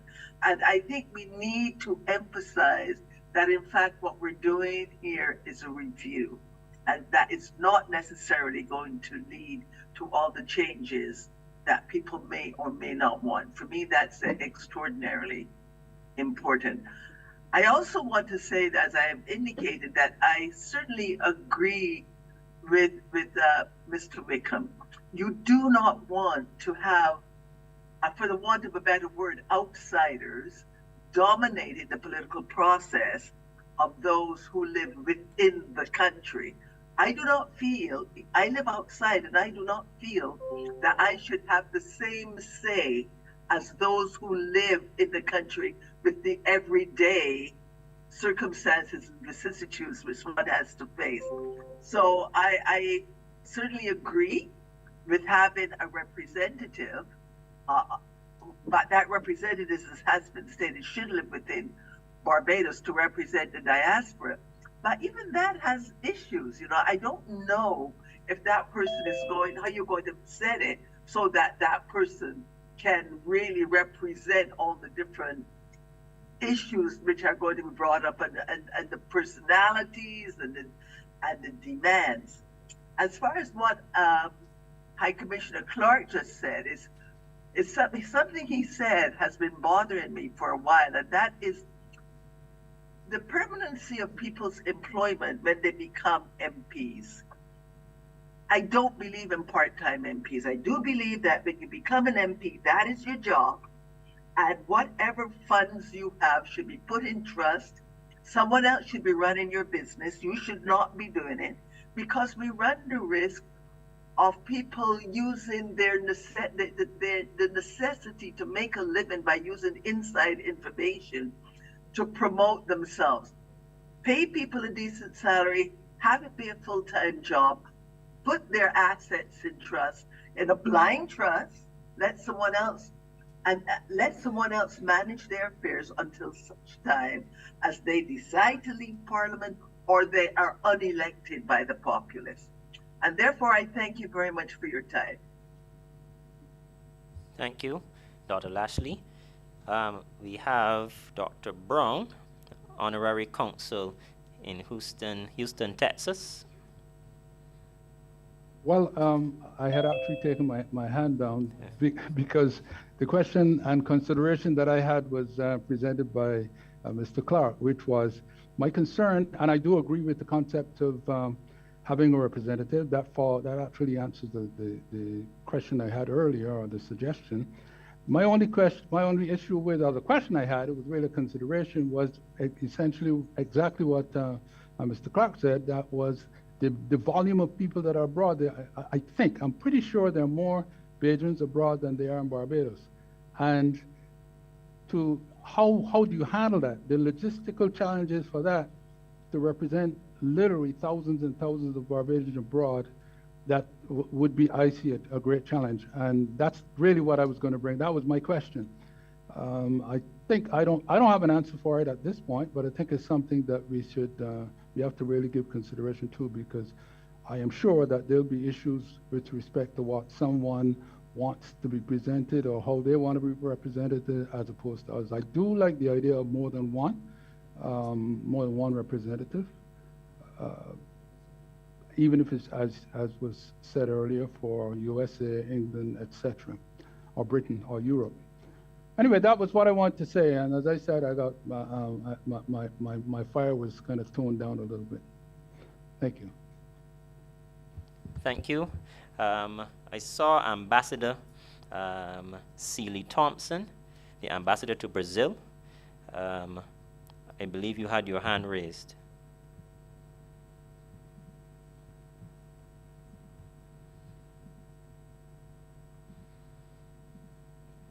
All right. Right. So at this time, I want to just mention a comment that was placed in the chat. There are many of my friends who are in their early 30s and have recently gained their Barbadian citizenship. They would like to have more of an input in the governance of Barbados in order to safeguard their future. There have been many changes in the Western world, and many young people in the diaspora are considering a future at home in Barbados. I see this as a very important comment. We have a number, as said in this contribution, we have a number of young persons in the diaspora who are considering a future at home in Barbados. And I would like to hear from those younger persons in the diaspora. I hope that there are some represented in this session, in this Zoom session. But I would love to hear some younger persons from the diaspora. How do you see, what do you want to see as relates to parliamentary reform in the Barbadian Republic moving forward? Thank you, and I believe that we are now joined by Ambassador Noel Lynch, so I invite you, sir, to share your thoughts with us. Good afternoon. Can you hear me? Yes, we can. Okay, well, good afternoon to everyone that's joined. I see a lot of familiar faces, and therefore I feel very comfortable and at home. Let me start by saying that I thought long and hard, and even consulted with a number of people about whether or not I should even make this intervention. That is because I still see myself in pretty much of a government role, or a quasi-government type role, and therefore I wondered how my thoughts would be construed by those who hold the reins of political power and governmental power at this time. But just let me say, I thank you all for the opportunity for having convened this meeting and for giving those in the exterior, members of the diaspora, this important opportunity to contribute. Now, let me start first by saying that I have watched carefully how Barbados has gone since the 2018 election, with one party holding all of the seats. And that repeated in what it was, Peter can tell me, I see Peter there, that was repeated when in 2021, 3 years later. 2021, yes. 2021, right? Yeah. With the same party holding all 30 seats again. And I think it is about time that we may have to review the issue of the first past the post system. For one thing, even though you can argue that in a pure democracy that the people have voted for that party, I think we still got to be careful, in my opinion, about how in an evolving democracy, how this is evolving. Now, if you have all these seats in Parliament, it means that I learned in political science sometime years ago that your opposition becomes ex parliamentum. So almost everybody in the society becomes your opposition. So whether that's the church, whether that's the civil service, whether that is the envoys overseas, I don't care who it is, somebody becomes your opposition. And I believe that the shortcomings of the first past the post system is that the number of seats won by the party usually obviously does not coincide with the popular vote of the populace. And therefore, there was an example, I think even before the Barbados Labour Party won all the seats, I think in the 1999 election, and again, Peter Wickham can correct me, I think the Democratic Labour Party got 35% of the vote and got 2 seats. I think there were only 2 seats that they got in the parliament at the time. Prime Minister Thompson. In 99. Sounds like right. It's 99. And the usual alternative for first past the post is obviously proportional representation. And I think it's about time that we start looking at the concept of proportional representation. And this is not everybody walking about with a briefcase claiming to be a political party that will get an opportunity to be in there, to be in Parliament. I think it has got to be with a minimum number of votes. You are entitled to some seats. In other words, a minimum. So we can have 16 political parties in Barbados and everybody walking around the place believing that they should get a seat simply because they have been adopted as a political party. Now, I believe it's somewhere in Israel or somewhere where they've got so many seats, so many parties that it really makes a mockery of the concept of proportional representation. But proportional representation to the point where you must get a minimum number of votes for your party to be entitled to a seat. And we can, the brains that are bigger and better than mine can sort through. The major drawback, obviously, of proportional representation is that, again, you get some people, for example, as I said, like in the Israeli parliament, I think there's 13 parties holding seats. Now, there's another jurisdiction in the Commonwealth, I think it is New Zealand or one of them places where there's a mix of both proportional representation and first past the post. So what would happen is that you have a system of national MPs and you kind of have 2 ballots.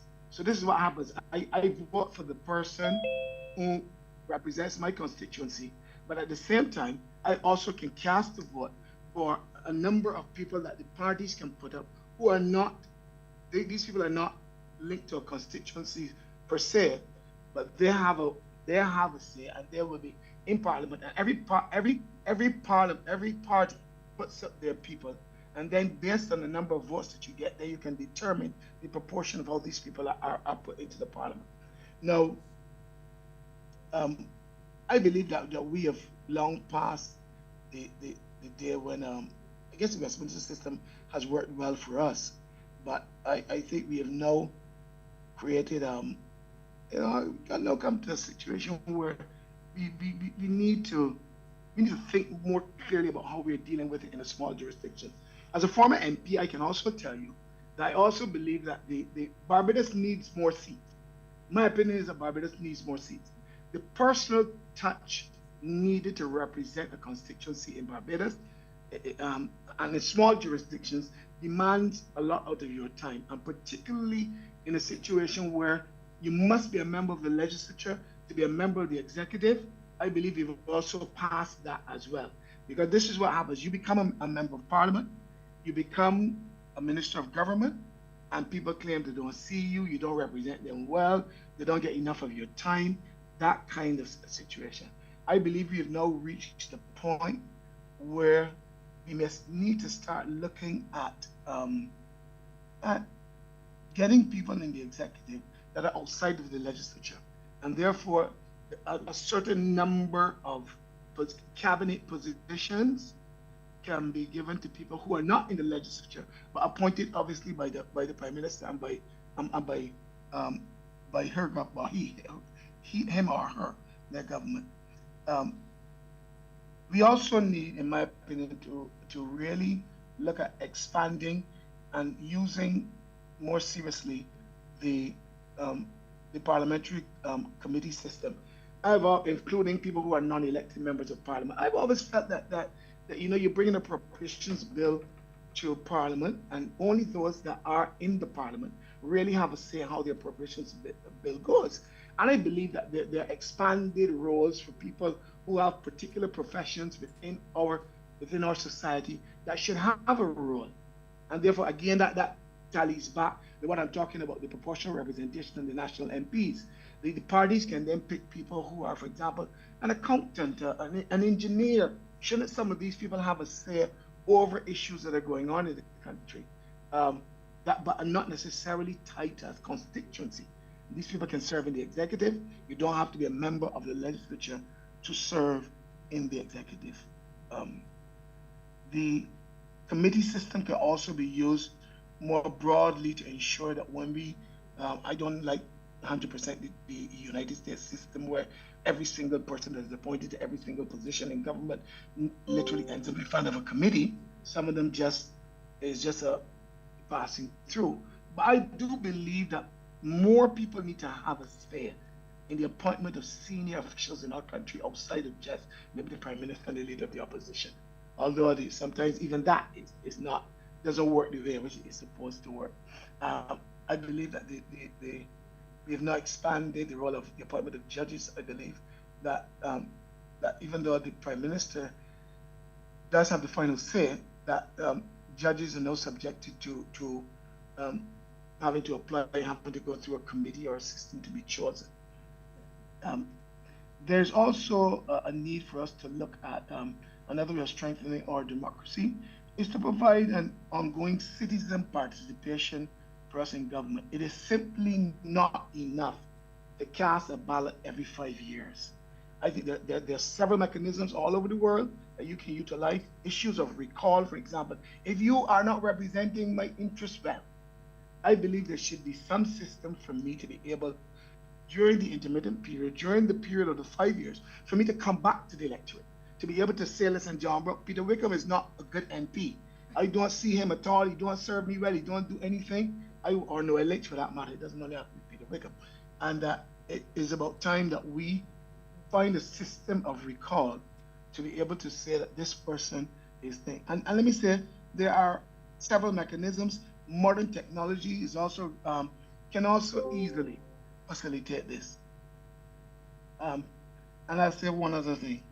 The holding public officials to account must be at the heart of what we do in this democracy. You can't just, because we need serious civil service reform. But apart from that, if we, all officials must be held to account at a higher standard than we have now, both public officials and those that are elected. Transforming the public service, I believe, will be a great point. That may be more of a constitutional issue than a parliamentary issue, but I think it's an important issue. I will stop there. I don't know if any of what I've said has made sense, but I believe it is left to those in power to deal with the issues as they see fit. I'll stop there and cede the floor to someone else.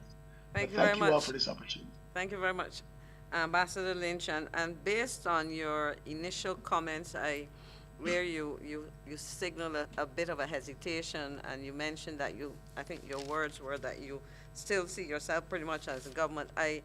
Since this is on the record, I would want to perhaps indicate to our audience that my understanding is that you're speaking in a personal capacity, because or do you want me to take it as official? No, I don't think I am sure you were speaking in a personal capacity. If I may, madam, there's one thing I neglected to say though. One of the things too that I am really concerned about is this bicameral system that we have. I believe that the Senate has now become. I served in the Senate with Sir Roy and Ambassador Thompson is serving in the Senate, the people that may be on this call. It has become too much of a rubber stamp for the lower house of government. And therefore, I am moving, the jury is still out in my head, but I am moving towards a unicameral system. I can't get it into my head that people end up in this place where you have, this neo-colonial anachronism that is the Senate. I really think we need to be able to look past that.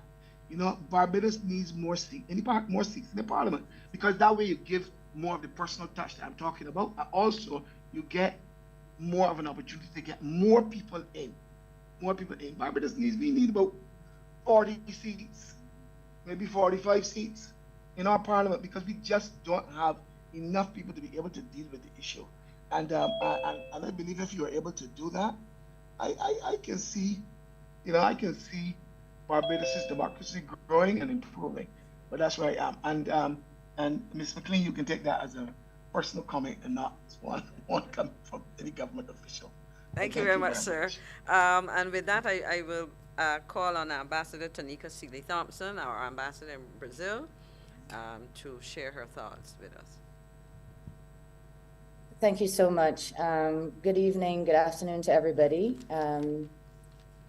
I'm very happy to be a part of this conversation and to hear all of the contributions. I hope to make an intervention at the intersection of the issue of youth representation, diaspora representation, and how those might be linked to the strategic role that Parliament might have as the legislature of the country. And I'm not sure that what I have to say is so much about the structure of Parliament as it is about a way in which I imagine that the ambitions that we would have articulated through initiatives like the gathering can be effectively achieved should there be some kind of structural mechanism for engaging with the diaspora. So the first thing is a comment that was made to me by one of my colleagues, so I have to thank and acknowledge him for that, which is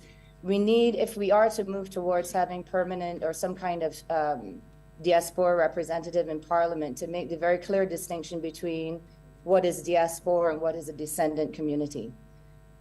Certainly in the case of Brazil, when I was preparing for this meeting and wanting to gather people together, I thought of bringing together people who live in Brazil but are Barbadians for pretty clear reasons. One, the very simple fact of being able to follow along in English.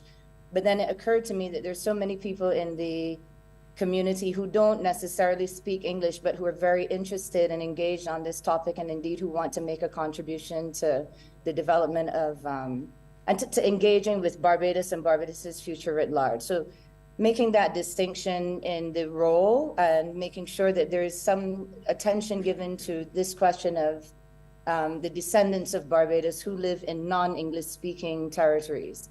And in that regard, I wanted to raise or put back on the table the question, or suggest perhaps that one of the things that such a representative, should that find favor with a new structure, one of the things that person would have to pay attention to is the fact of there being a very healthy non-English speaking diaspora who have questions like which generation of descendants get to have a say. And I'm not sure where we are with that discussion, please forgive me, but it felt like an opportune moment to raise that. I have descendants who are now in the 6th and 7th generation who want to engage with Barbados, but obviously would require a fairly heavy set of facilitation in that they've lost the ability to speak English. But in my view, and those of you who know me have heard me harp on about this over the years, that it is an opportunity for Barbados to bring back and to move forward with a more international view of itself. But I won't belabor that point. I was sitting with a young woman who is a student. She was a former student, and we were being fed by a young woman who was a former student here in Brazil. They were both scholarship winners. They are Barbadians, and they speak fluent Portuguese, and they speak fluent English, obviously being Barbadians, and who are terribly interested in what's going on at home. And they were following along. I had to bid one of them goodbye, but they are interested in the extent to which they are able to vote. For example, one of the young women said to me that she's never been able to vote since she's been living in Brazil. And so I put that on the table again. It might be my assumption that perhaps the mechanism for that is not something that I am familiar with, but certainly this question of making sure that the youth abroad who are not in North America and who don't live in English-speaking territories are also accounted for and seen as assets, not just to the construction of the decision-making bodies of Barbados, but also as, entities that can be strategically deployed in favor of what we hope to do with our foreign partners. And in that regard, I wanted to mention that, students in general, and I've been talking about this since I was younger, and now I'm not so much youth, but I like to think that I have a dialogue and a healthy dialogue with the youth. It's an area that I'm passionate about as an ambassador, but also as a teacher at heart. And one of the things that I learned, or in preparing, as I said, for this process and engaging with the young people that I did talk to, is that they feel like they want a mechanism to know that, there's some flow through from winning a scholarship, moving overseas, being a person who's still interested in Barbados, and being able to have a voice. And so whether that is a diaspora representative, whether that is a youth representative, or whether diaspora and youth are seen as transversal issues for all representatives, I'm not sure about the structure, but I just wanted to bring the perspective of Brazil. It doesn't take a lot to think about what Brazil and Barbados have in we have so much going on for each other bilaterally, but also as we stand in the world at this time. And the youth dimension of our diaspora, as it were, and also the descendant dimension merit attention without me trying to predict what format that would take. And I just wanted to greet everybody with those comments, and thank you for giving me the floor.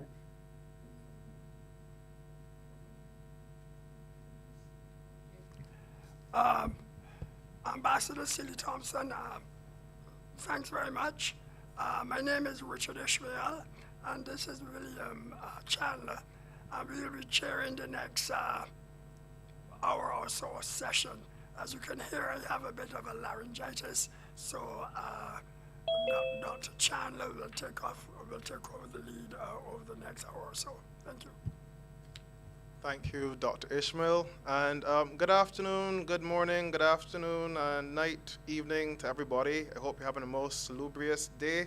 Let me first start off by letting you know that you can attend Parliament online if you want. You can watch it on the Parliament's website. You can watch Parliament on YouTube via Parliament's YouTube channel. You can also watch Parliament via various social media channels, including some political parties and the Government Information Service. So really and truly, wherever you are in the world, Parliament is right there at your fingertips. I regularly watch Parliament online, actually, and it's quite entertaining from time to time, especially some of the things that go on in the Senate, even though some people think that the Senate is a rubber stamp. So with that said, let me just read out a few of the comments made in the Zoom chat that we missed, especially those that are responding to Ambassador Lynch. One person said, I concur with Ambassador Lynch on the right to recall as part of the Constitution. Another person said, I am listening intently to the conversation and I must ask, what is the real purpose of this forum in terms of parliamentary reform when there has been no discussion on the ties to the old colonial norms and procedures? Is there any intention to move away from the UK-themed rules and etiquettes that no longer are of importance to our new republic? Asking for friends of the diaspora. Well, really and truly, it's for you in the diaspora to be able to tell us what you want to see. So if you want us to move away completely from norms and procedures that you think are antiquated or shouldn't be in place in Barbados, then you have to come on the chat and let us know. All of these questions that you have in your head, well, many people in Barbados currently have in their minds, and we are here to hear your actual suggestions.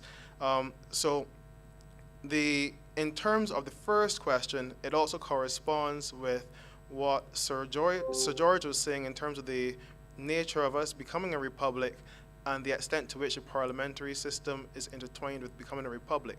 Some people will say that the nature of the republic does not correspond with the parliamentary system, and the parliamentary system is completely distinct. But let's just remember that the parliamentary system responds to the country itself and what we've chosen for ourselves. So to the extent that Parliament operated under a monarch, the reality was that even Parliament itself belonged to the monarchs. The courts belonged to the monarch. The government itself, the cabinet, belonged to the monarch. What we have now today are all of these branches of government now belonging directly to the people of Barbados, which is a great distinction, and it's why we have the reform process today, not just with parliamentary reform, but constitutional reform. With that said, is there anyone else who wants to speak at this time?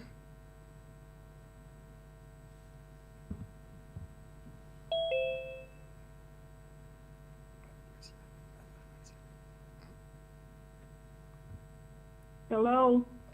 Hi, good day. Could you please say your name and proceed? Hi, my name is Angela Johnson. I am calling in from Michigan. My concern here in terms of the reform for governance, I would like to know along the lines, since Barbados has, or from the sense that government is involved in every day-to-day operation, including healthcare, what are some of the proposals, if any, at this time with regards to concerns about affordable or accessible health care? For those of us living abroad, for example, we are used to going to doctor's offices, being seen timely, even if we go to a hospital. What are some of the things that would encourage us that if we have to come back home, that those things will be, are being considered at this time? Well, really and truly, your question, though not entirely on parliamentary reform, does speak to some suggestions that were made before about a committee system for Parliament that can address questions like yours. Is there another person who wants to ask a question?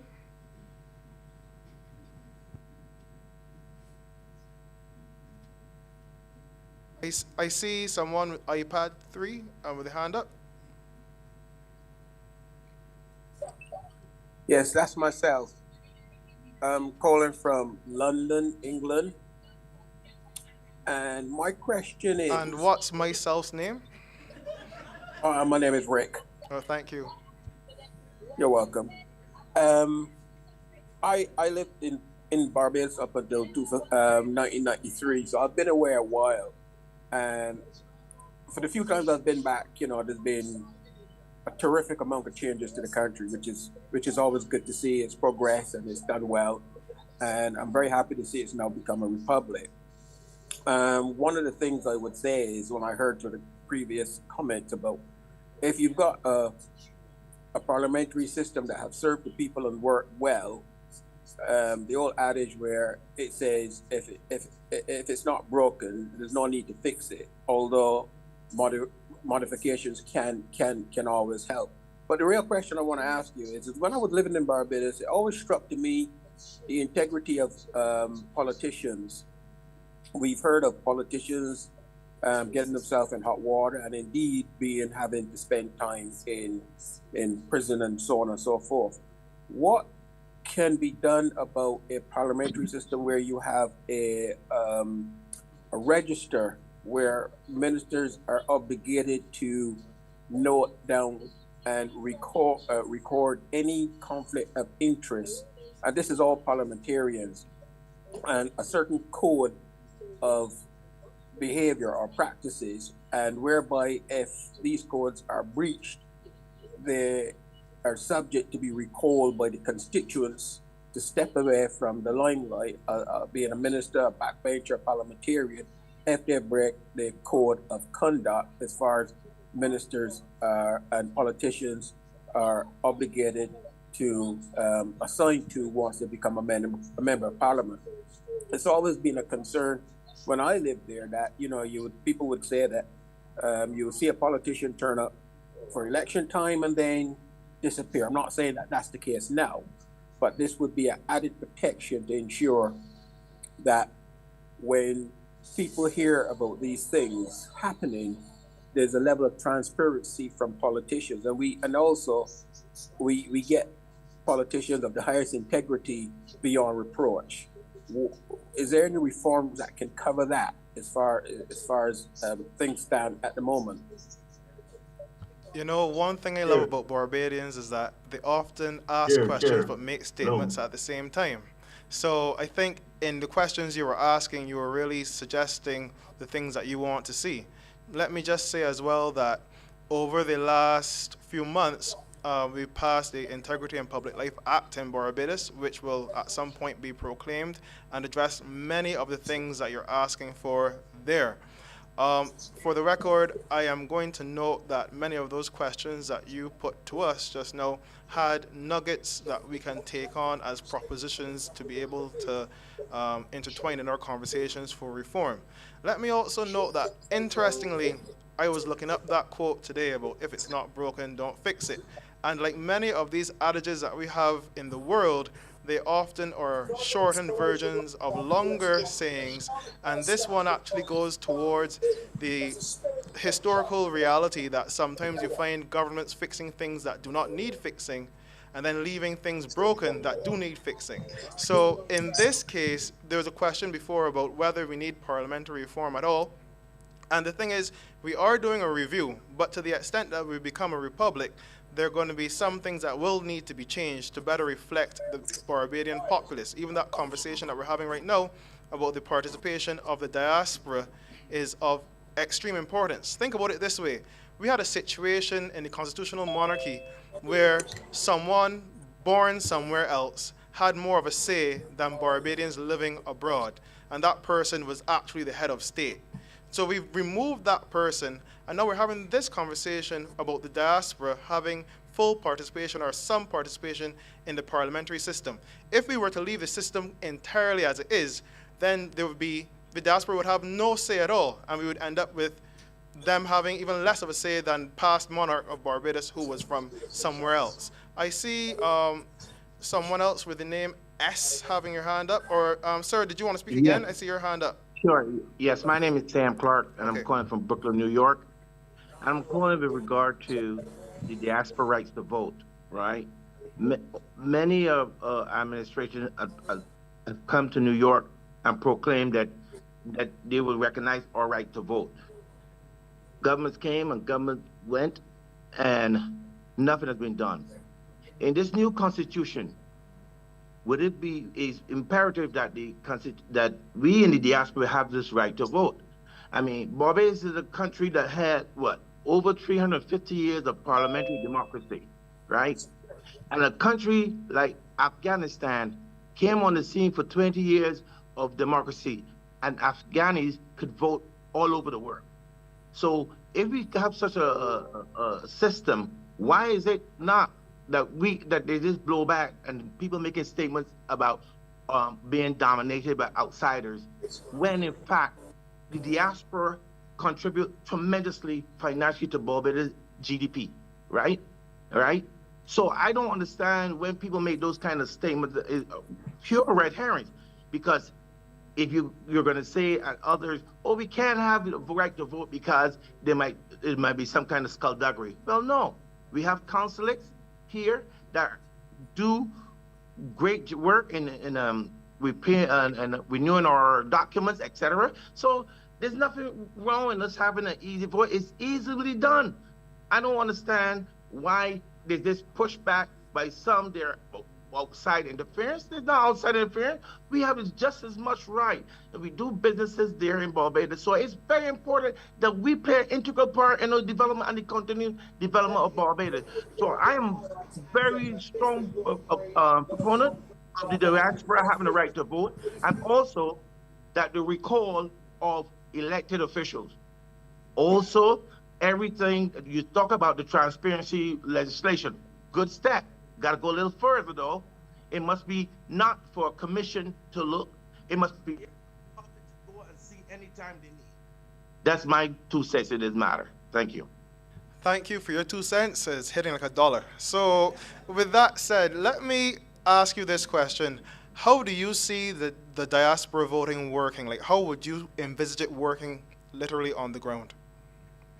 The same way we can go to the consulate, like how Americans wherever in the world go to the consulate or designated area or wherever to vote with the same ballot. If you say I came from St. James or St. Philip, whatever, and you're registered to that constituency, then you are quite able to vote for that person in that constituency that where you're hailing from.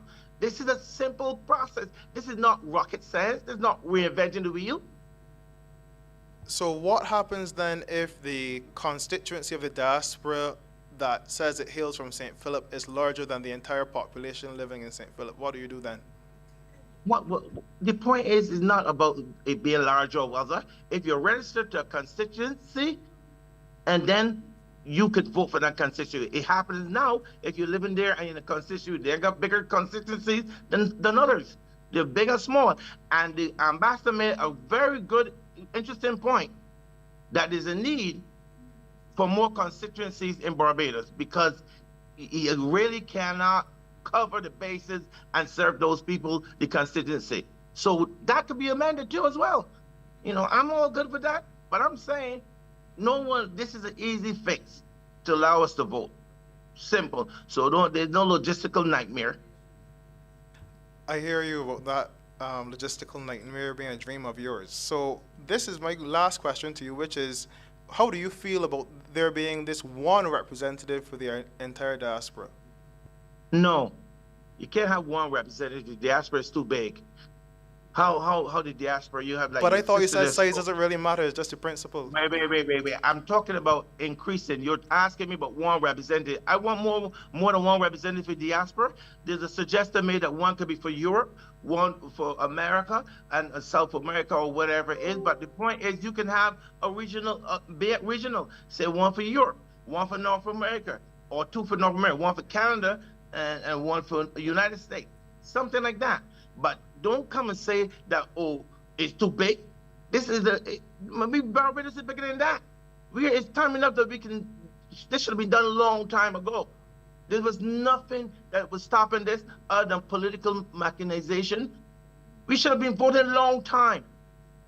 You make Afghanistan come and make us look like shabbiness, and we continue to say that we are this paragon of democracy. Come on, give us a break.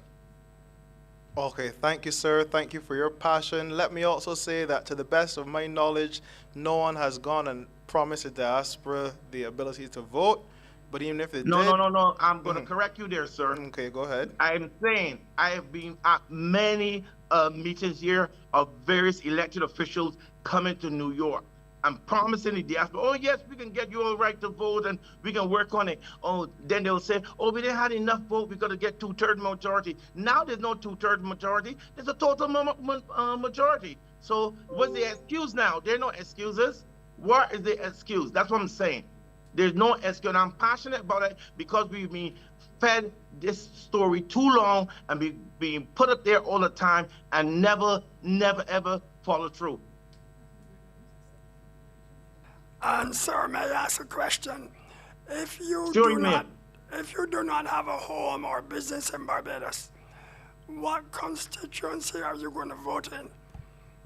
Wait. You saying to me, if you came from, let's get for St. Leonard Estates, and you moved to Australia or New Zealand, right? And that is still your mailing address, and whatever you do is connected to that. And you have family there, you support them there, you buy stuff there, you have businesses there, as many in the diaspora do, going back and forth, right? That's where you come from, where you were born. If you choose to say, I was born in Black Rock, that should be your place. And you choose to have Black Rock as your domicile, so be it. Okay, thank you very much, sir. I now feel what Mr. Wickham feels on a regular basis on the recalling programs. I thank you a lot, though. I really appreciate it. I see, Rick, you have your hands up. Would you like to speak now?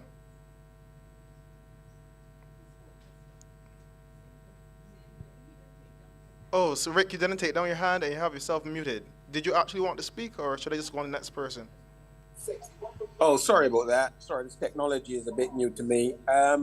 What I was saying is that you're right about some sayings being shortened versions. What I was saying is, if the principle of the parliamentary system have served you and worked well, yes, there are modifications because we live in different times. We live in a time of technology. 50 years ago, we wouldn't be able to do this. 50 years ago, we would have to put a pen to paper and write to each other or pick the phone up and call each other. But we have this technology now that brings us close together, i.e. I'm in London and you're in Barbados.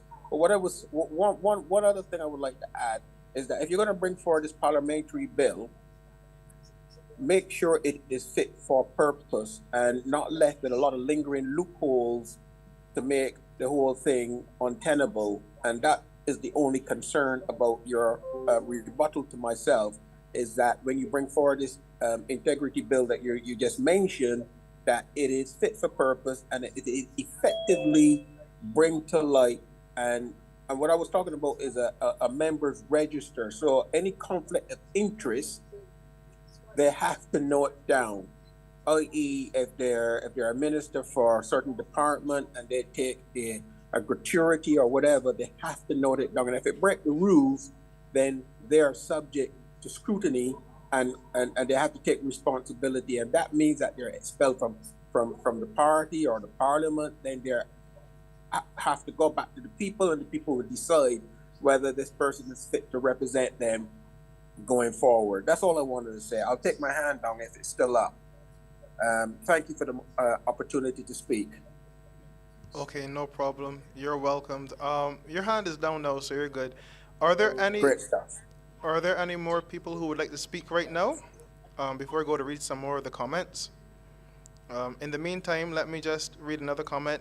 Mr. Adrian Hines, not Adrian Clark, the Calypsonian, sorry about that. Parliamentarians must return to be a constituency representative first and foremost. All other representatives, be they lawyers or consultants, have running conversations with their clients. So it must be that a parliamentary representative must occasionally return to the people for their views on pending legislation and seek their views and understanding on it and vote in Parliament accordingly. You also said the political party whip is too strong in Parliament. Ambassador Lynch seems to have been smitten by the American system. In that regard, let's also note that currently, or there's a notion that the Constitution of Barbados does not recognize political parties. There's recognition of political parties in parts of the law, but not a holistic capturing within the framework. I know this is something that also captures Mr. Wickham's attention, and they may capture some of the attention of some others here. To the extent that there have been some comments at various town halls about political parties, it would be good to have some sort of idea from the diaspora about what you feel should be done with political parties within the parliamentary system here. Let me read one more comment. the Constitution must include that all elected officials, judicial officials, and all executive government officers must declare all of their assets, and it must be accessible to the general public. That's from Samuel Clark. And one more, this is from Adrian Hines. The office of the Prime Minister in our adaptation has too much power. Given the strength of the political party whip, given the lack of the tradition of different/new prime ministers emerging within the life of a particular parliament, if the majority of the members see it fit to do so, a prime minister can become burden for the life of that parliament to the detriment of the country. Or does anyone else want to have a say?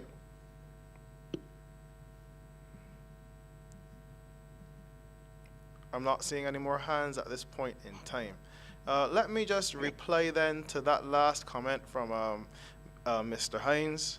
To be honest with you, I am one of those people who goes on Wikipedia, goes on different websites, and I search for the longevity of various politicians who've been in office, especially heads of government.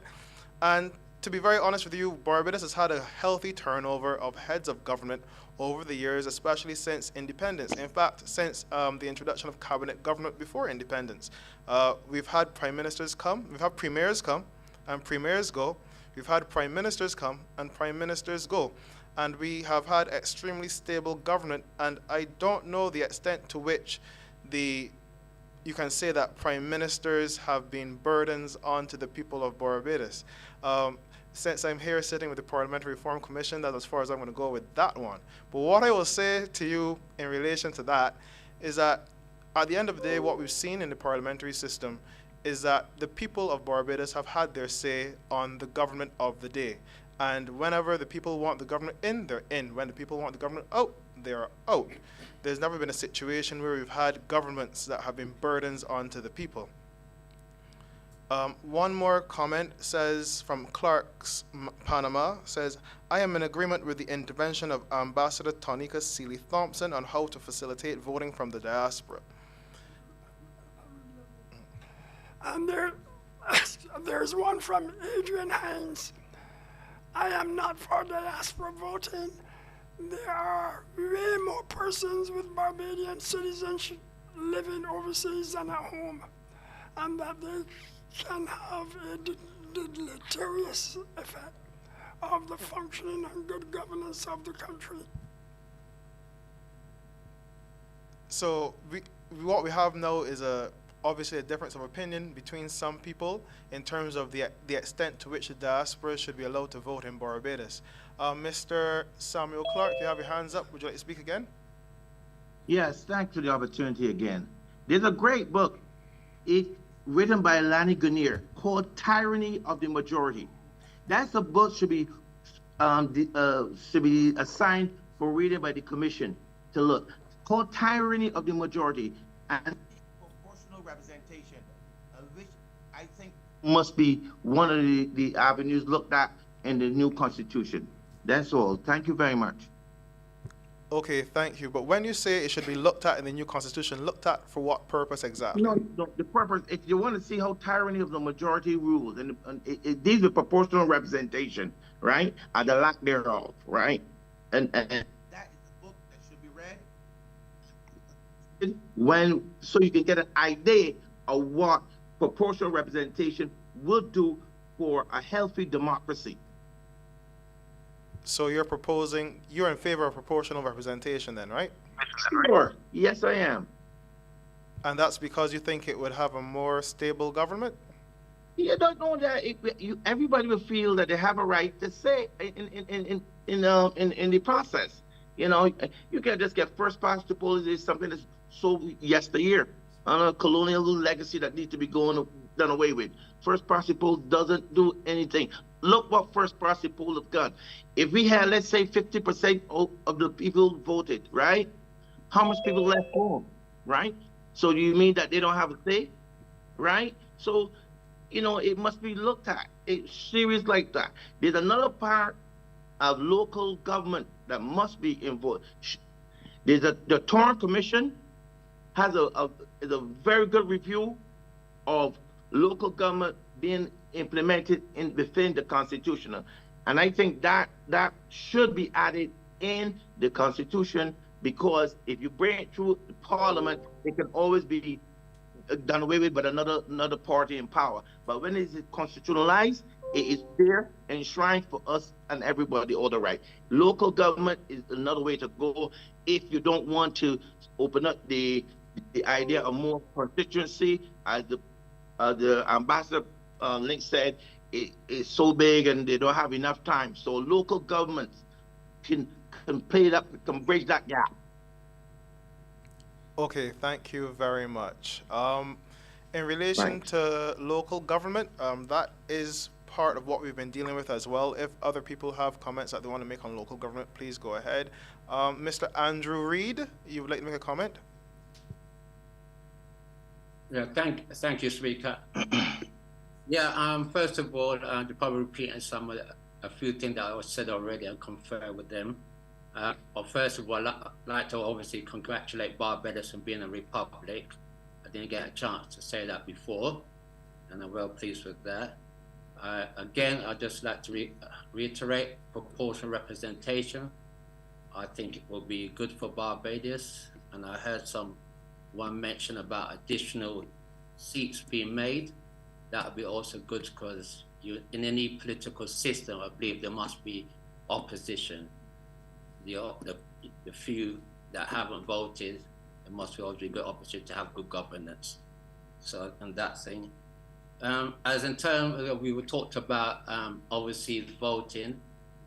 Personally, living in the UK, I do not want to have my vote to have a more greater vote than the people that live there. And also, I don't want my vote to be able to be over-influence the people in Barbados. But what I would look like my vote to do is to raise our concerns about how the government is run, whether there's a voice maybe at the Senate, at that level, but at some level where our voices can be heard. I think we need to have proper envoys distributed around the country that can gather our voices from the diaspora, where the country they're from, so that we have a collective from maybe from the UK, from the Americas, from Brazil, Belize, and so we can have a collective of what people have been saying. And lastly, I just want to point, as an overseas person and a trade unionist, if I come and live there to work, how this new republic is going to protect low-paid workers or workers in general, and what improvements they can make being a republic in terms of workers' rights. But that's an important thing from my side. If I wanted to come there and live and work there, how well is my job protected?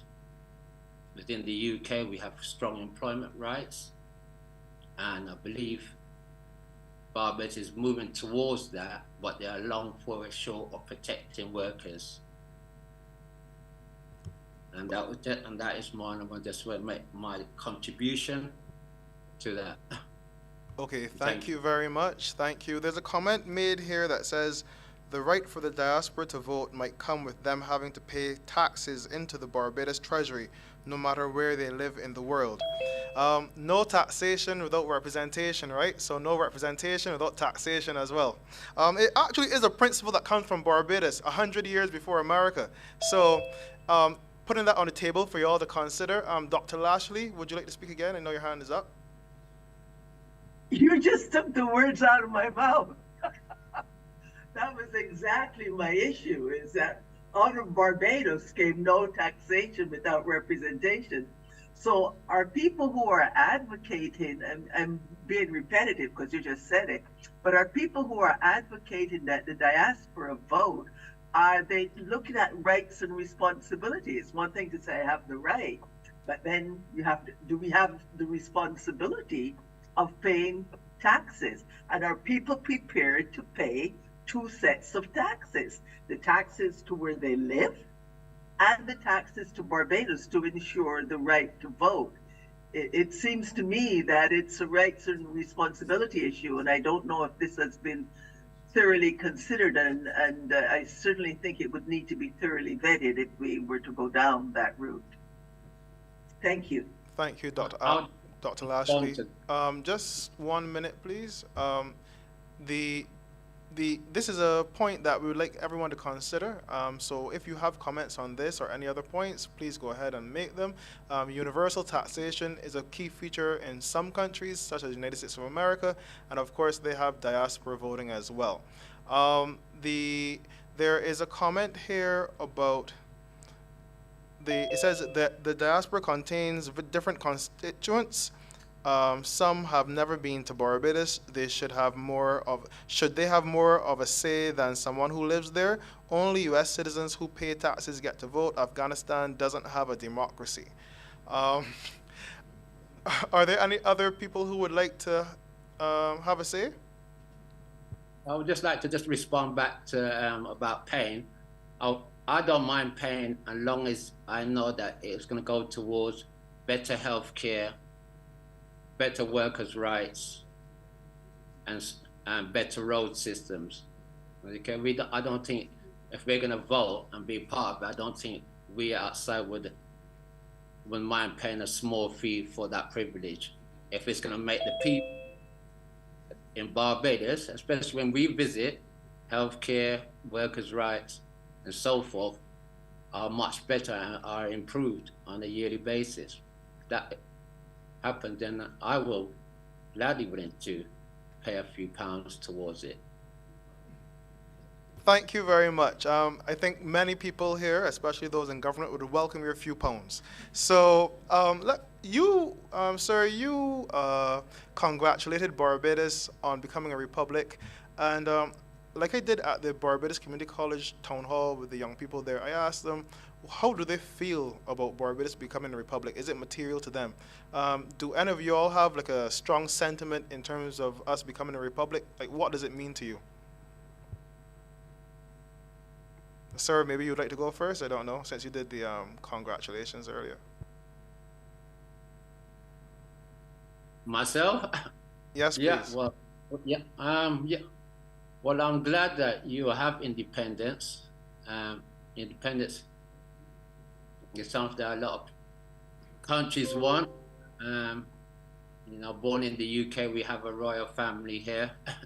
And I heard a lot of things originally that Barbados didn't have its own say in terms of criminal justice, and they have the right to the UK for the Privy Council and so forth.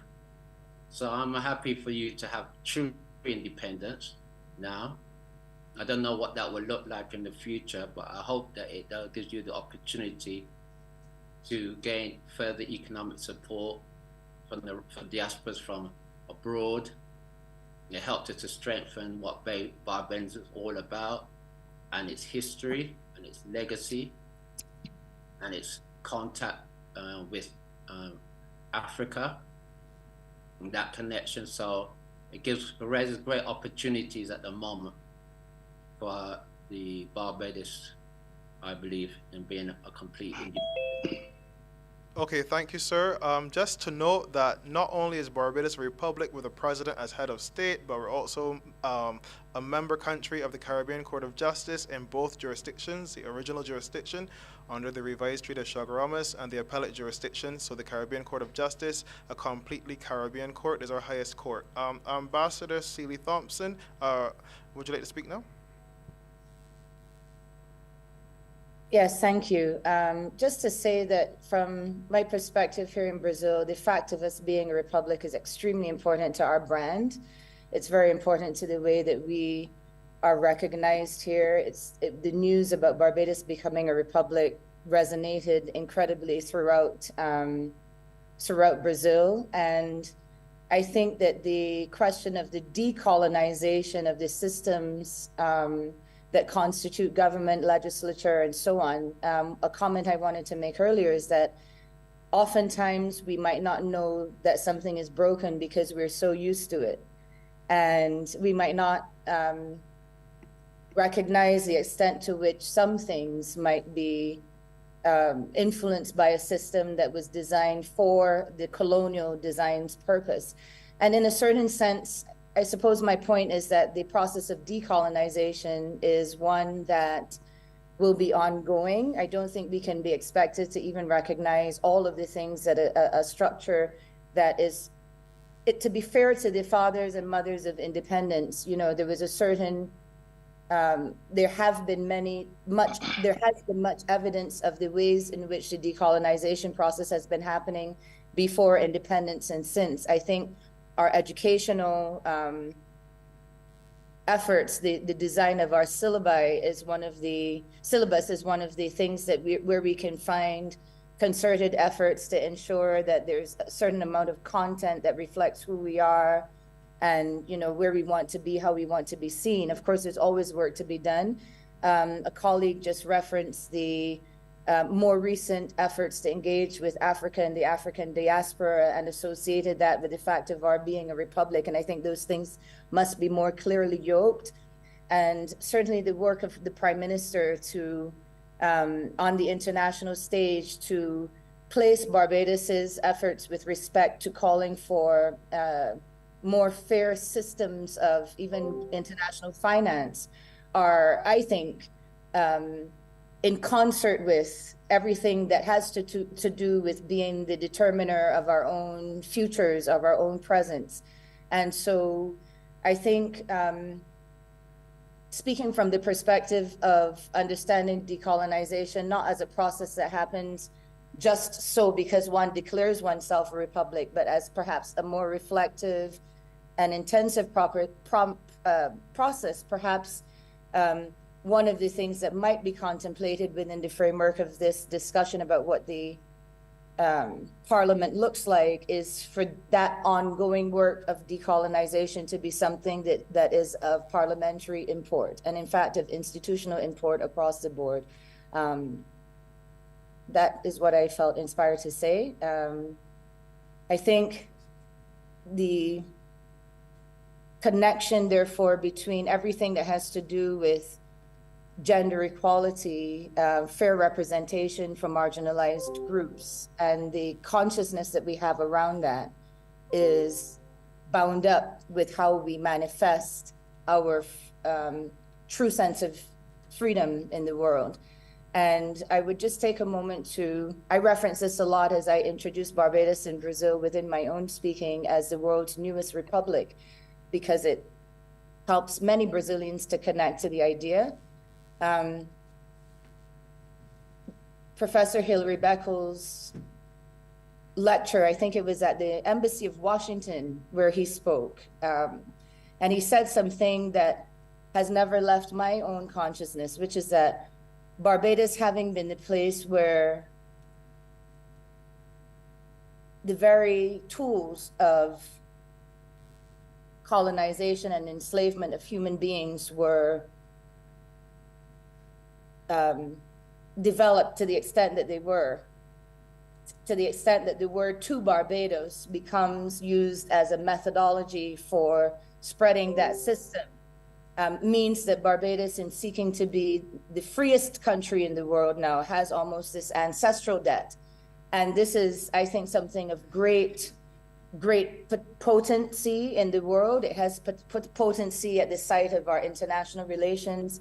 It has potency at the site of how we stand in the world. It resonates with the voice of the Prime Minister as she calls for more fairness and justice. And once upon a time, the word justice and even putting the word social justice and diplomacy together may have been things that we would have been less likely to do. But to the extent that democracy and the fight for democracy becomes so important, especially today, as a global, the global relevance of the insistence on true democracy, I think Barbados's reputation, the Barbados brand, the Barbados idea is totally bound up with it, the fact of it being a republic, and it's totally bound up with perhaps all struggles for democracy everywhere. I offer that as a personal perspective, but also of one that I'm able to develop because I have the privilege of serving Barbados in a part of the world where these questions are very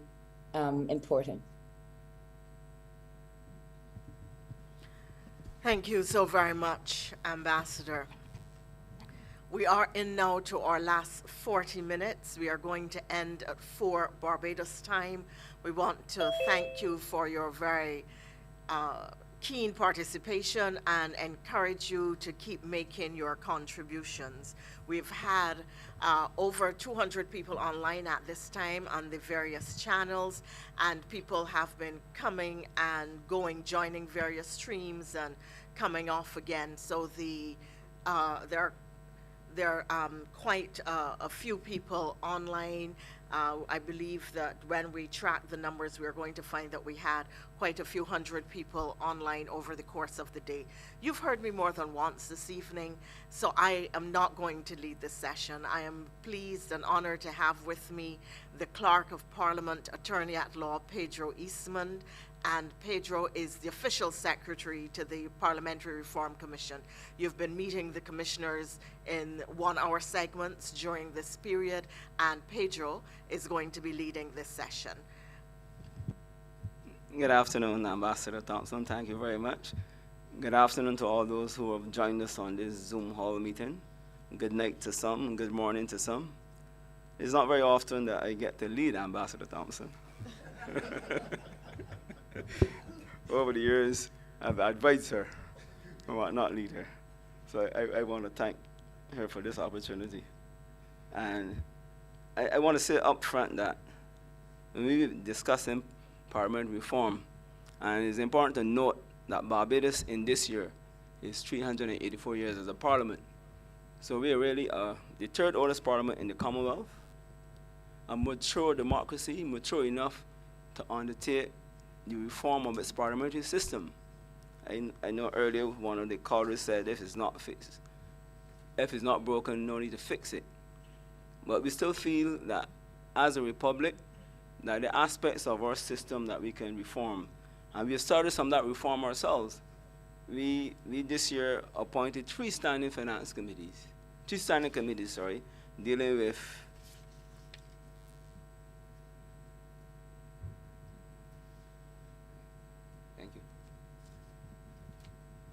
we have three committees, one on the social sector and the environment, there's one on governance on policy matters, and economic and productive sectors. I know some callers earlier had mentioned the introduction of a wider parliamentary committee system to allow the parliament to be,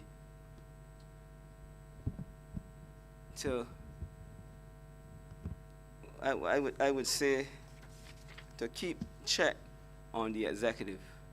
And that system is working well.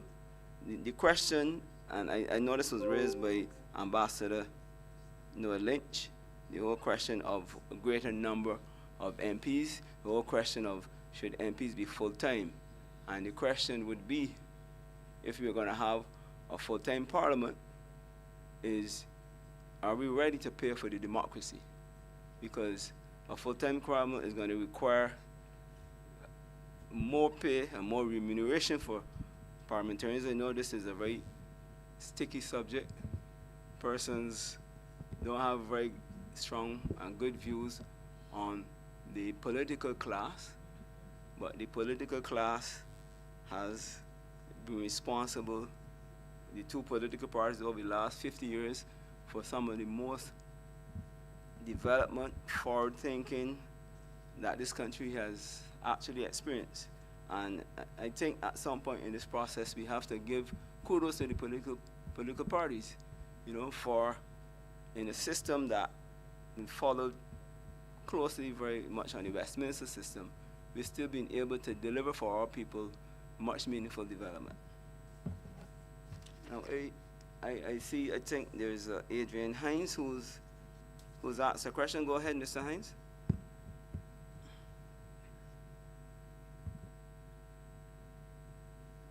I didn't have my hand up. It was initially, and then it was removed, so I didn't really have a question.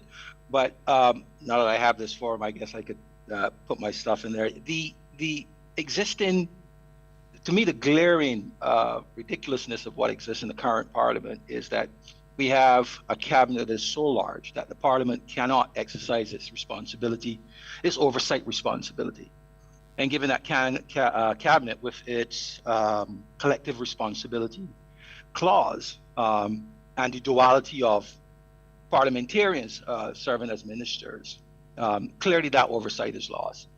And that, I think, is one of the hallmarks of Westminster, being a mixed government system, is to allow for that oversight of cabinet by the larger parliament.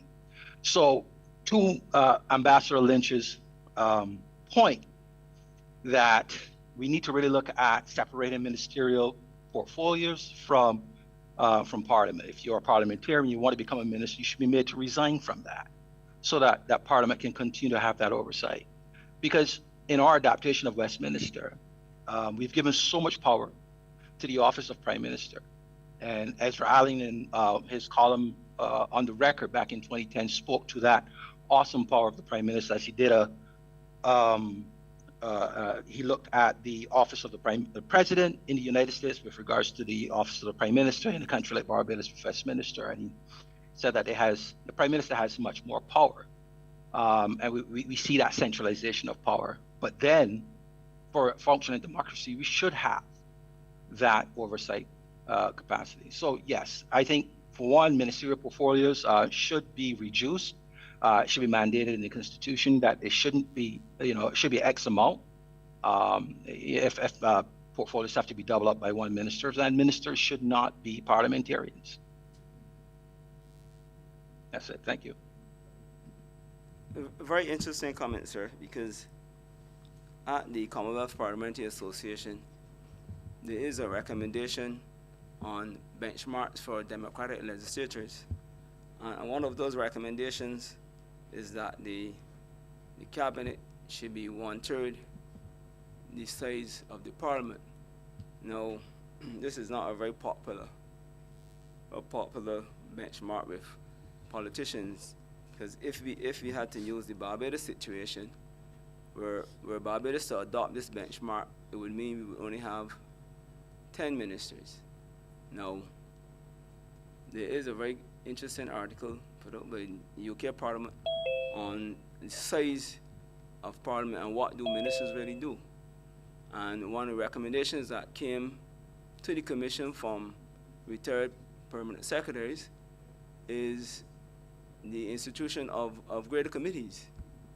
And they're of the view that we really should have 9 ministries. Now, the Commission has to meet with this retired group. I know there are different views on the Commission in relation to the size of Parliament, the size of the Cabinet, sorry. And the other issue is, given the complex nature of government, would 10 ministers be sufficient to carry out those complex roles? And in order to achieve the oversight function of Parliament, there might be a need to make Parliament bigger, to have greater representatives and more representatives as called for by Ambassador Noah Lynch. But as I said, the call for more representatives, the call for full-time representatives, forces us to address the cost of democracy. And I would like to hear some members on the cost of democracy. I ain't gonna deal with the cost of, and I'm just gonna finish with this, but I think if we agree that for democracy's sake and for the true function of Parliament, that oversight is necessary, then we definitely have to do something about these cabinets going from 16 to 17 to 20 to 28 or whatever, and bring that back into a more manageable expectation. So we have to start somewhere, right? Government is costing us a lot of money today, and I remember the current Prime Minister, the Honorable Mia Motley, when she was first opposed as the leader of the opposition, she made a comment that Parliament needed to be increased, and her concept was to have at-large parliamentarians, meaning that they are elected to Parliament from a wider popular vote, not a constituency vote, and you don't need a lot of them. Similar to, in concept, to what I think was the idea behind the senior minister approach, where these senior ministers look into multiple portfolios. So there are ways to address it if we agreed that what is currently taking place in our parliament, having a cabinet so large that the parliament cannot do its job, and see that as really a direct threat to democracy, and giving credence to this idea that we're creeping into an authoritarian state, given how things are made up, even though that might not be in reality, it looks that way. If we come to that realization, then we can find a solution. Thanks. Yeah, thanks for your comment, sir. I would like to hear other persons on the Zoom on this whole issue of the size of the cabinet. Pedro, yes. I want to come in here because I noticed that you talk about the committee system. You said that there are 3 committee system now that have been introduced in the parliament. I want to find out if these are now cemented in your standing orders of parliament. If because we know that governments come and governments go, and we need something that can be established. That there must be oversight committees to look at the financial status of government, and also to look at things like approval and acquisition of land for public purposes. These are things that I believe that should be discussed on a full-time basis. Now, when we talk about full-time parliamentarians, we do not mean that Parliament must meet, let's say, 12 months in any 1 year. Right now, I think you're best able to tell me how many times Parliament meet. I know that there's some years Parliament met over 45 times in that year. But full-time parliamentarians would mean that you have to have an office open for the full year. You have to do things in your constituency. You have to be able to give service. And I think a full-time parliamentarian is important. Now, you asked the question about the cost. The cost of democracy is high. Democracy is high, and the population will have to understand that the cost of democracy is high. The cost of autocracy is even higher. So if you want democracy, you need to understand that it has to be paid for. I do not subscribe to the view that in this day and age, you have parliamentarians who are spending more and more time in the private practices and doing things, but at the same time, you want to introduce another system of government, whether it's local government or whatever. So we need to have, as we go forward in this term, I think on the next term and for the unforeseeable future, we need to look at what system we are going to introduce into Parliament. I believe too that I do not believe that we need to scrap the Senate. I believe that there must be a house where you can review some of the dealings of Parliament, of the House of Assembly, so that I see there's a role for the Senate, because if you add the 30 plus the 21, you have 51, and of course you say you need to have, and if you have 2 persons representing the diaspora, you will have 55 persons in Parliament. And I think I subscribe that is a good view. So that I feel that as we go forward, Pedro, we need to look at the whole question of what it is that we want as a nation. I see that democracy is very important, and that we need to, the populace must understand, and accountability is the key here. Then my last question is though, the Public Accounts Committee. The Public Accounts Committee. Now, I believe that the Public Accounts Committee, it used to be chaired by the opposition leader. What has become of the Public Accounts Committee? I think that in a case where and if you have, as I said before, that I propose a system of first past the poll plus proportional representation, where you have 30 persons past the poll system and 5 for the proportional representation. In that system, you may have where persons can be assigned to the Public Accounts Committee. The Public Accounts Committee is that committee that is very important, and I think we need to look carefully at its members, and I believe the Auditor General should be a member of the Public Accounts Committee. If not, the chair could be a standing member of that committee. All right, I want to hear your reply on these things. Thank you very much, Ambassador Clark.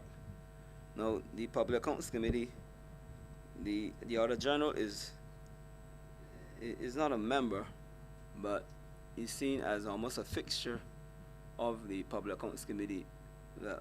Certainly, in our view, the Auditor General is almost the investigating arm of the Public Accounts Committee, and the reports of the Auditor General are those reports that really fuel any investigation by the committee itself. The challenge that the committee has faced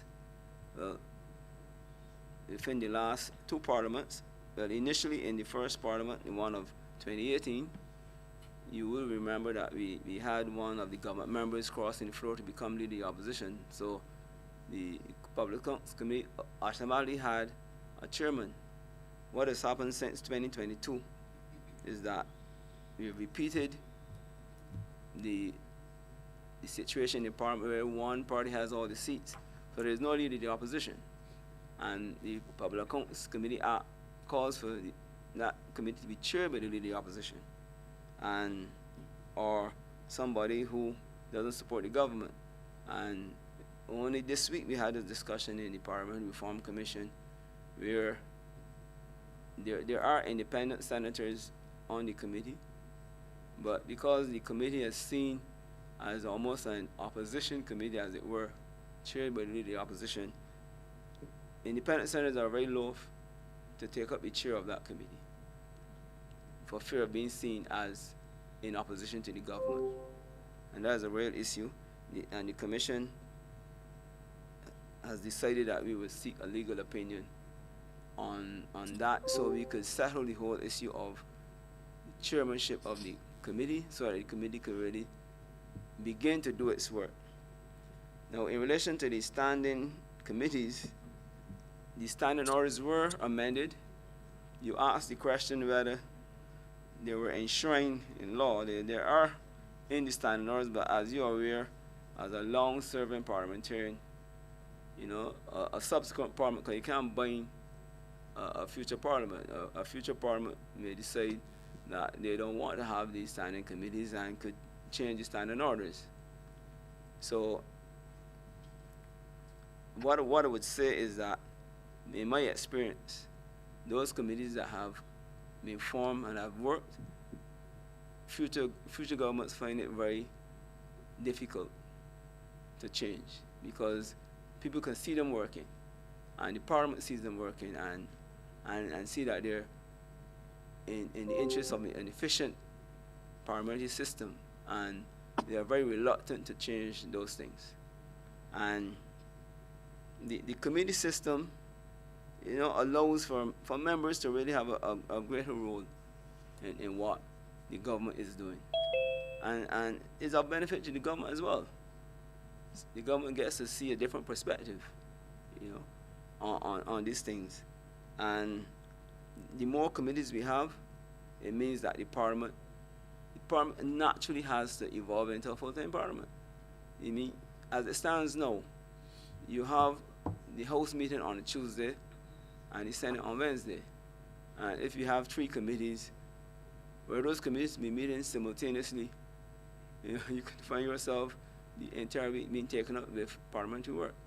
And even now, with just 3 committees, those members who are not full-time find it very difficult to service these committees and to still devote themselves to their work. I mean, even on the Parliamentary Reform Commission, we meet sometimes twice a week full-time, you know, for the full day. And Yeah, John, not across you. I want to ask, I want to butt in here and ask a question, because I know that if you have the committee system, you need more staff. You need more legal people involved in looking at bills and so on. And very often bills come before the Parliament and they're not properly explained. You know, members of Parliament sometimes don't have, a cabinet will have it, will have their technical advisors, but very often parliamentarians would have the expertise from a lawyer or an accountant to look at a bill. And I believe that to reform Parliament, you also need to have a more clerical staff in terms of lawyers and accountants and so on to help Parliament understand the intricacies of the bills, so that there's a need for, if you're going to have the committee system, more persons involved, more well, clerks of Parliament. You may have maybe junior clerks, but so you need to have a bigger staff. You know, Barbados is doing well. Barbados is not a third world country anymore, so we have to go forward, and that's how we see it.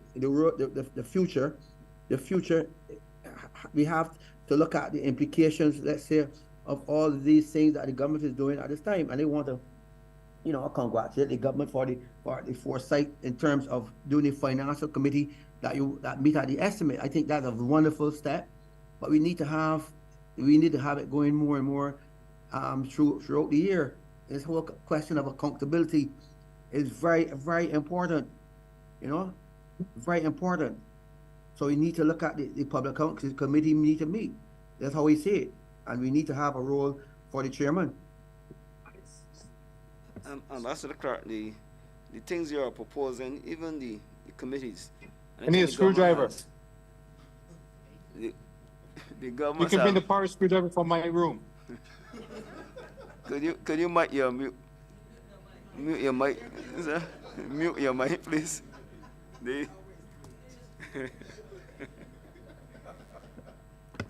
I think when Ambassador Clark, I think when the government established these 3 additional committees, they were told that in time you will need additional staff.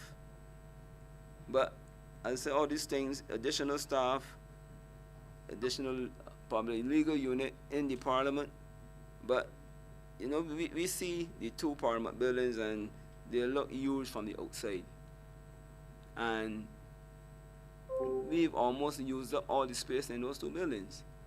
And with these additional committees, the time is going to come where we have to, and that's always been my view anywhere, that we should look to acquire some of the surrounding property and have the administrative staff operate from those surrounding buildings and leave the Parliament buildings for members and the offices. Because the moment you have full-time members, the moment you have committees, you need to have more than one room to facilitate the meeting of the committee.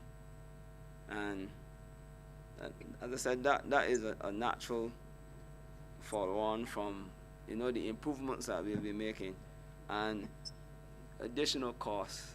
It comes back to that all the time. You know, whenever parliamentarians suggest improvements, you know, the first question you hear is, you want more money now? You know, so as I said, in our 385th year as a parliament, you know, the need for reform, yes, we want to take on that. They need to see, you know, the workings of the Parliament as integral to the democracy, and any proper functioning democracy is a cost. But I think over time that the public will get to see the real benefits of this expenditure. You know, when you have a more efficient government, a more efficient Parliament, delivering what has been promised to our citizens.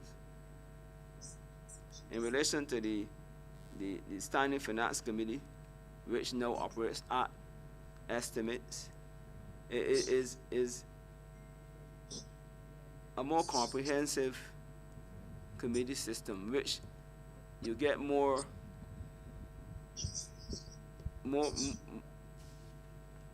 details on the estimates, more explanations. In the past, we met for a whole week and only dealt with 2 heads. You have significant ministries with significant expenditure that were never ever examined. With this Standing Finance Committee, which now allows public servants to come in to develop the house. I know there have been some objections from commentators saying that, that the develop the house is not for civil servants but for politicians. When public servants come to develop the house, it's not to explain the policy. That is still the function of the minister. And when you have the chairman of committees insist that any questions posed in relation to policy has to be answered by the minister, what the civil servants are asked to do is to explain how that policy is implemented in terms of the different programs that you do during the year. And I think one of the additions that we have to that system is to have a report at the end of the year as to how well those programs have functioned before you go into another year of the committee asking and inquiring on the future expenditure of a particular department.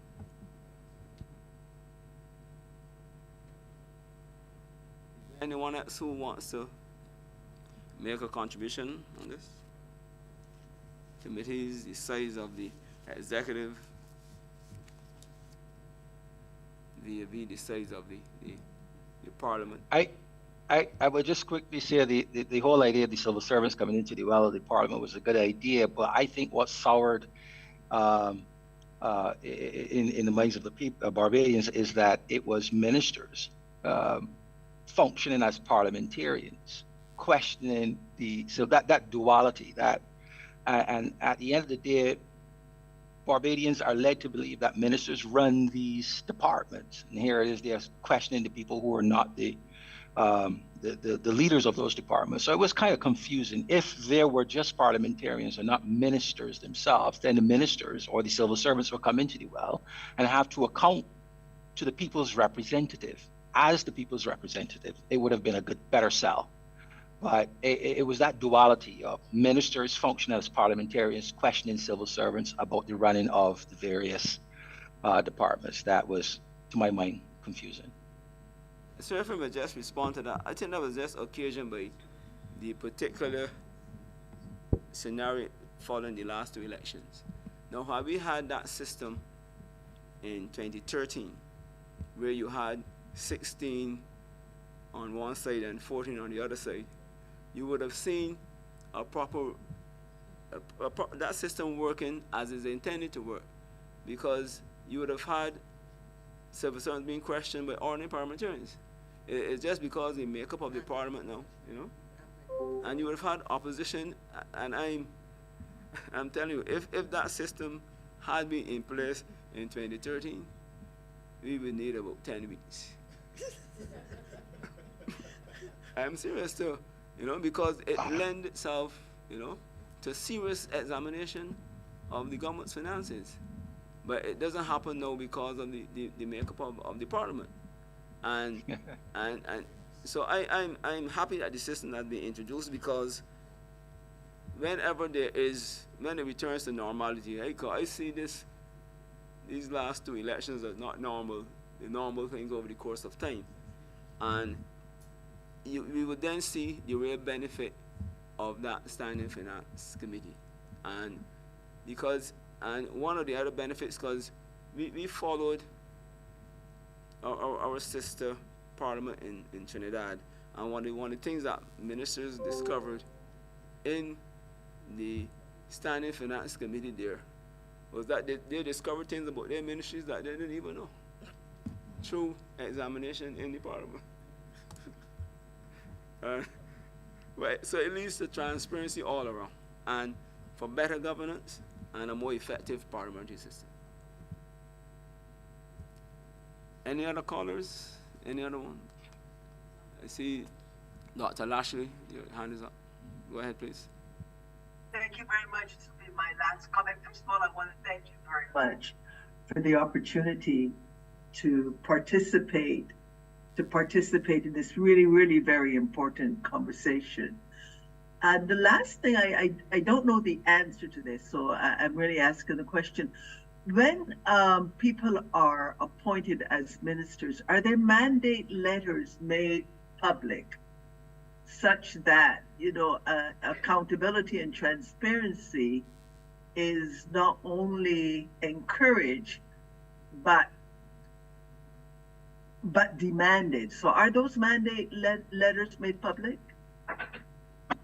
I don't think so, Dr. Lashley, but what this government has done on the last two occasions was to have public swearing in of the cabinet, and that therefore sort of ensured that they were not only swearing, but when we were under the monarchical system, they were swearing to the Queen, but recently, obviously, in the Republic, they're swearing to Barbados. They were swearing to Barbados not in a private ceremony, but in open public, so that all Barbados, heard them made their declarations as to, being faithful to serve the interests of Barbados. So I think that was a very important step, and is almost akin to having their mandate really public. May I respectfully challenge your interpretation, sir? Okay. I agree that having that part of it made public is certainly important and introduces an element of transparency. But the things for which they're responsible, what they have been mandated to do within that session, those mandates, if they're not made public, how does one know to what one can hold that person, and for what one can hold that person responsible? If you don't know what is in the letter, that the Prime Minister, the government said, these are the things that I expect you to accomplish during this session, it seems to me that those things should be made public. And someone spoke earlier about recall, but on what are you going to base your recall if you don't know what they were supposed to do? So I'm not trying to dispute with you. I'm just trying to say that I must regretfully reject a part of your argument. Thank you. What I would add is that the areas of which they have responsibility for is certainly made public, but I am not aware of a mandate as such that is made public. Thank you very much. May I suggest that that's one of the things that could be considered? Yeah, we will deal with that at the Commission. Thank you. Thank you very much. Yes, we are getting close to that time when we have to respectfully close. But are there any final comments? I see Cynthia Wave, Barbados. Go ahead, ma'am. No, I just would like to say thank you very much for holding this session this afternoon. It's been quite enlightening for me. I do agree with what our ambassadors mentioned earlier in regards to the diaspora representation. I think that's something that would be excellent. I think it's probably along the same guidelines as what the Jamaican government has put into place for their country as well. So I think Barbados would be definitely, but it'll benefit Barbados greatly to have something like that in place for us as well. I think Ambassador Thompson will be heartened by your support. And any other comments at this time?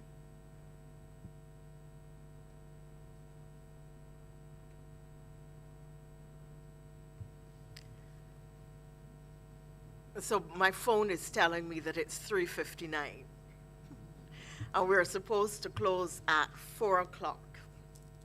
I should therefore like to take this opportunity to thank the staff of the Lloyd Erskine Sandiford Center for the excellent arrangements this evening. Oversight, their entire team has turned out and did a great job. We had some technical challenges at the beginning, but they addressed everything, and we had a clear uninterrupted stream, and no matter what part of the diaspora people messaged us from or came in from, we were able to get them with great clarity, both visibly and audibly.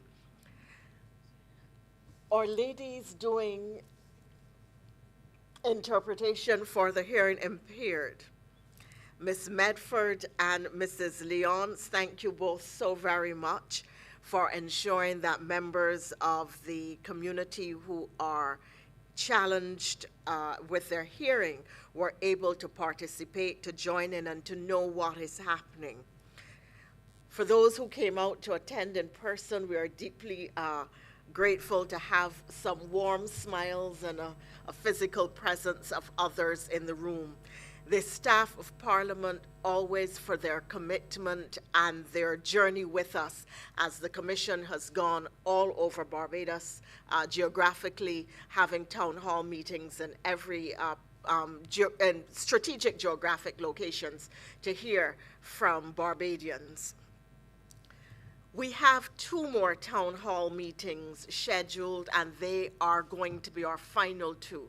This is, in fact, our 8th town hall meeting, and numbers 9 and 10 will be held on the 29th and 30th of October, respectively. You are invited to join us via YouTube, via GIS, via the Public Affairs Division, via the Parliament website, via the Barbados Labour Party. So there are multiple streams available for every single town hall and every broadcast.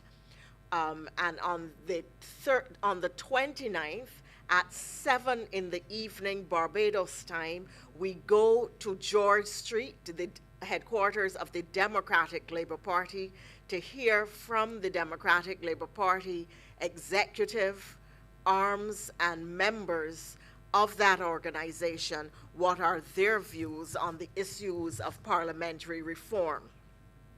On the following day,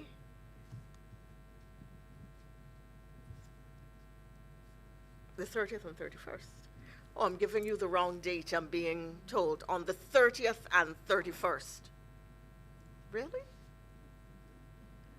Okay, so. No, it should be the 30th and 31st. Ah, I thought, oh, yes, okay. Well, you can blame that on the fact that we started at midday and I haven't eaten since breakfast, so blood sugar levels are low. On the 30th and 31st, so just to correct that, we will go to the Democratic Labour Party headquarters on the 30th at 7 o'clock in the evening Barbados time, and on the 31st, the next day, the Tuesday, at 6:30 in the evening, we go to the headquarters of the Barbados Labour Party to hear their members, their arms, and the arms of the party, that is, and their executive at 6:30 in the evening. So all our meetings have been held at 7 o'clock. No, it's the other way around. Is it? Seven. Theirs is at 7, but the one at the Democratic Labour Party is at 6:30. Yes, so all our other meetings were at 7. I apologize that I've been confusing you a bit. All our other meetings, for those of you who have been following the stream, and we've had certainly well over 10,000 people follow these meetings online. So those meetings have traditionally been at 7, and we will meet with the Democratic Labour Party on the 30th at their George Street headquarters at 7 p.m., and that meeting will be streamed live. That's a Monday. Yes, at 6:30. At 6:30 for the Democratic Labour Party. And the next day, no, this is bad, at 6:30 for the Democratic Labour Party on the Monday, the 30th. And on Tuesday, the 31st, at BLP headquarters, it will be 7 o'clock. We're going to start later. So both meetings are going to be streamed. I know that both political parties have strong supporters across the diaspora, and you should be keen to hear, should be interested in hearing what the parties themselves are going to be recommending or going to be suggesting and saying.